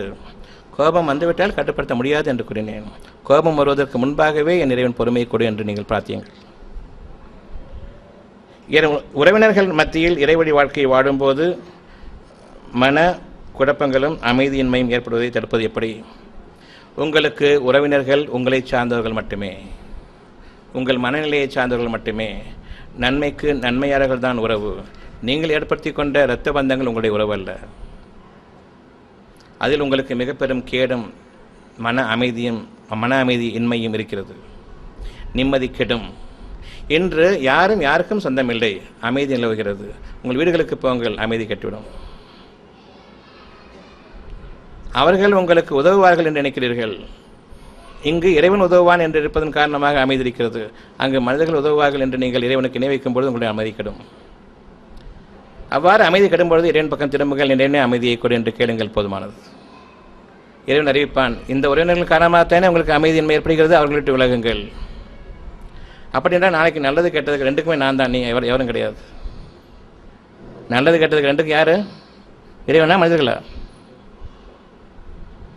உங்களுடைய நன்மைகளுக்கும் கேடுகளுக்கும், நன்மைகளை உங்களுக்கு அதிகப்படுத்துவதற்கும் கேடுகளிலிருந்து உங்களை நீக்குவதற்கும் உங்களுக்கு உறுதுணையாக இருப்பது இறுதி வரை யார்? உங்களுடைய இறைவன். எப்படி நீங்கள் மனிதர்களை ஏற்றுக்கொண்டீர்கள், அந்த பாவத்திலிருந்து மீளுங்கள். என் உறவினர்களோ, என்னுடைய சொந்த பந்தங்களோ, என்னுடைய குடும்பத்தினரோ எவரும் எனக்கு நண்பர்கள் உட்பட உதவி செய்ய முடியாது என் இறைவனை தவிர என்பதை இன்று நீங்கள் மேற்கொள்ளுங்கள். பிறகு வீட்டுக்கு சென்றதும் இவர் எனக்கு உதவுவார், அவனுக்கு உதவுவார் என்று ஒருபோதும் நினைக்க வேண்டாம். இன்று உங்களுடைய பிரார்த்தனையை இப்பொழுது நீங்கள் மேற்கொள்ளுங்கள். என் இறைவனை தவிர நான் எவரையும் எக்காலத்தும் என்னுடைய வாழ்க்கைக்கு தேவையாக பாதுகாப்பாக எடுத்துக்கொள்ள மாட்டேன். உழைப்பில் தவறு ஏற்படும் பொழுது தவறு நடைபெறாமல் மனிதர்களுடைய வழிமுறையில் உழைப்பு இருக்கிறது. இறைவனுடைய வழிமுறையில் காரியங்கள் லேசாக்கப்படும். இன்னும் இறைவனுடைய வழிமுறையை நீங்கள் பார்க்கவில்லை. இன்று நீங்கள் இறைவனுடைய பாதையில் திரும்புகிறீர்கள். நம்பிக்கை கொள்ளுங்கள். என் இறைவனே, என்னுடைய பாதையை, என்னுடைய வாழ்க்கையை எனக்கு லேசாக்கி கொடுக்கலுங்கள். உழைப்பு என்பது அசிங்கமான வார்த்தை, வேண்டாம். என் தேவைகளை நிறைவேற்றுபவன் இறைவன். தேவைகளை மனதில் தோன்றச் செய்வது இறைவன் தான். யார் என்று கேள்வி, இறைவன் தான். மனதில் தோன்றும் தேவைகளை எப்படி வகைப்படுத்துவது? எந்த வகையிலும் படுத்த வேண்டாம். 2 வகை, நன்மை தீமை. இந்த 2 வகையில் நீங்கள் வகைப்படுத்த வேண்டாம், இறைவன் அறிவிப்பான். நீங்கள் வகைப்படுத்துவது கிடையாது, தேவையே இல்லை, தெளிவாக தெரியும். ஒரு விஷயத்தை பற்றி எண்ணும்போது தவறு என்று தெரியும், நீங்கள் எங்கே வகைப்படுத்துவது? மொத்தமாக தவறு என்று தெரியும், மொத்தமாக விட்டுவிடுங்கள். அது ஒரு வழியை ஏற்படுத்த வேண்டாம். நன்மை தீமையில் நன்மையை தேட முடியாது. நன்மையில் இருந்த தீமையை விலக்கிவிடுங்கள். எனக்கு லேசாக வேண்டும், கடினமான வாழ்க்கையாக இருக்கிறது, நன்மையின் பக்கம் நில்லுங்கள். கடினமான வாழ்க்கை உங்களுடைய வழிமுறைகளில், மனிதர்களுடைய வழிமுறை நிச்சயமாக இருக்கிறது. மனிதர்களுடைய வழிமுறையை நம்பாதீர்கள், வெறுத்து விடுங்கள். வேறு வழியில்லாமல் வாழ்ந்து கொண்டிருக்கிறீர்கள். அந்த நிலை மட்டும் உங்கள்கிட்ட இருந்தால் போதுமானது. நாளைய வாழ்க்கைக்கு மனிதர்கள் இல்லை, இறைவன் ஒருவன் தான். நாளைய வாழ்க்கை என்பது மறுமூச்சில் இருந்து என் இறைவனை தவிர எனக்கு உதவி செய்வன் இல்லை என்பதை என்று நம்பிக்கை கொள்ளுங்கள். கனவுகள் வருவதற்கு என்ன செய்ய வேண்டும்? தூக்கம் வராமல் இருக்கிறது, பயம். 7 வானங்கள் விளக்கம் தேவை, சொல்லப்பட்டுவிட்டது. தொழுகைக்கு நீங்கள் அடைக்கப்பட்டால் கொடுக்கல் வாங்கல் நிறுத்திவிடுங்கள், தொழுகையின் பக்கம் விரைந்து செல்லுங்கள். இதற்குரிய பொருள், இறைவனை நீங்கள் உணருங்கள். தொழுகைக்கு அடைக்கப்பட்டால் என்றால் என்ன விஷயம், என்ன அர்த்தம்? அதுக்கு ஒரு காரியம் செய்ய போகிறோம், நிறுத்துங்க, இதில் தப்பு இருக்குது, தியானத்துக்கு பக்கம் வாங்க, இது சரியா தப்பான்னு உணருங்க. தப்பின் பக்கம் போகக்கூடாதுன்னு நீங்கள் பொறுமையை மேற்கொள்ளுங்கள், அவசரப்பட்டு விட வேண்டாம். இதெல்லாம் இறைவணக்கமாகும். தியானம் இல்லாமல் உங்களுக்கு நேர்வழி இல்லை, இறைவழி இல்லை. எண்ணங்கள் தானே உங்களுடைய செயல்களுக்கெல்லாம் காரணமாக இருக்குது. நான் இன்னைக்கு இந்த பேனா எடுத்து வைக்கிறேன்னு சொன்னால் முதல்ல எண்ணங்கள் எடுத்து அங்கே வச்சுருவோம். கைக்கு ரொம்ப தட்டுப்படுது, தள்ளி வச்சுட்டு கொஞ்சம் ஃப்ரீயாக இருப்போம். முதல்ல எண்ணங்கள், அதுக்கப்புறம் செயல்பாடு. இப்பொழுது தூய்மையான எண்ணங்கள் அமைய வேண்டும், நேர்மையான பாதையில் எண்ணங்கள் அமைய வேண்டும். அதற்கு எது நல்லது எது கெட்டது என்பதை நாம் சிந்தித்து உணர வேண்டும். ஏன் கெட்டது ஏன் தவறானது என்பதை நாம் சிந்திக்கும் பொழுது தெளிவாக நமக்கு தெரியும், இந்தந்த காரணங்களால் இது கெட்டது, இந்தந்த காரணங்களால் இது நன்மையானது. அந்த தியானம் முக்கியம். உங்களுடைய நேர்வழிக்கு, தவறான பாதையில் நீங்கள் உங்களுடைய வாழ்க்கையை இனிமேலும் சீரழிக்கக்கூடாது என்பது உங்களுடைய விருப்பமாக இருக்குமானால் நேர்வழி முக்கியம். அந்த நேர்வழிக்கு தியானம் முக்கியம். அந்த தியானம் என்பது ஒவ்வொரு நன்மையும் சிந்தித்து உணர்ந்து ஏன் எப்படி என்று உணர்ந்து பின்னர் அந்த உறுதியின் மீது நிலைத்திருப்பதாகும்.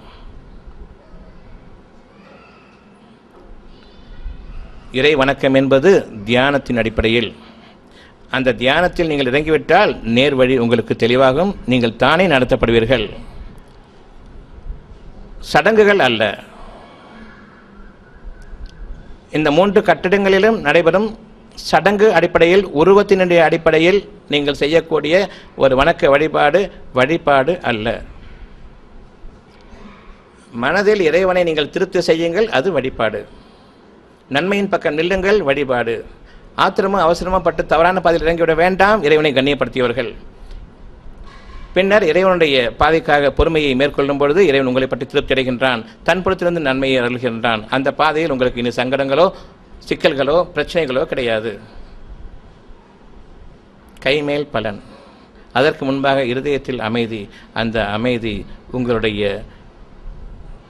தியானத்தின் காரணமாக நீங்கள் ஏற்றுக்கொண்ட உறுதியான நல்ல பாதையின் மீது நிலைத்திருப்பதற்கான நீங்கள் செய்து கொண்ட உடன்பாடு நிச்சயமாக இறைவன் ஏற்றுக்கொண்டால் நாங்கள் அமைதி ஏற்படுத்தினான்.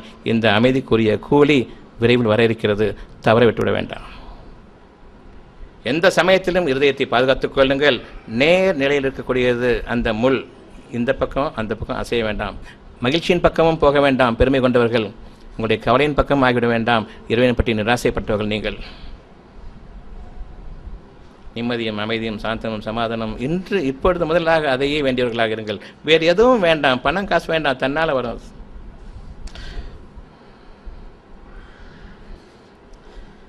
ஞாபக மறதி ஏன் ஏற்படுகிறது? நன்மைகளை மறக்கும் பொழுது ஞாபக மறதி ஏற்படும்.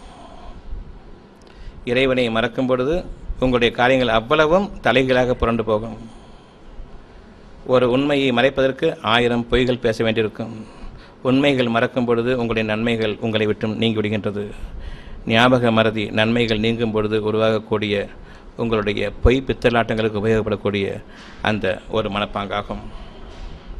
உண்மையை நீங்கள் மறக்கும் பொழுது பொய்களை நீங்கள் அதிகப்படுத்த நினைப்பீர்கள். முன்னுக்கு பின் முரணாக பேசுவீர்கள்.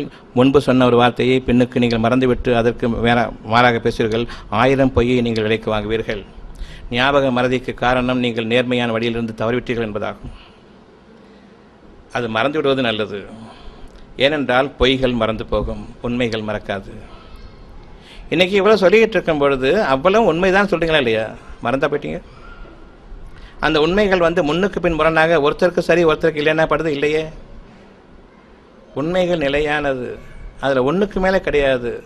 2 பேர் கருத்துக்கள் இடம் கிடையாது. பொய்களுக்கு 1000 கருத்து வேறுபாடுகள். அதில் எதை நீங்கள் மறப்பீங்க? எதை நீங்கள் சொன்னதாக எதை நீங்கள் ஞாபகம் வச்சுருப்பீங்க? நீங்கள் பொய்யான வாழ்க்கையில், நியாயமில்லாத வாழ்க்கையில், இறைவனுக்கு புறம்பான வாழ்க்கையில் இருக்கிறீர்கள்.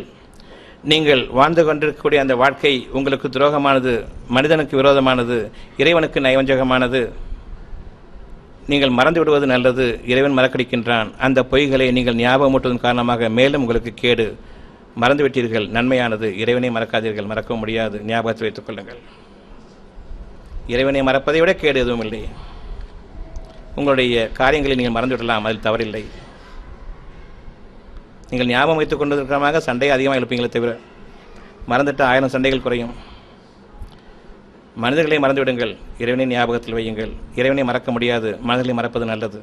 ஞாபக மறதி ஒரு குறை அல்ல, நன்மையானது தான். இறைவனிடம் சண்டை செய்ய முடியுமா? இறைவனை கண்ணியப்படுத்துவது எவ்வாறு, பாவமன்னிப்பு எவ்வாறு, அனைத்தும் உங்களுக்கு என்று கூறப்பட்டதாக ஆகிவிட்டது.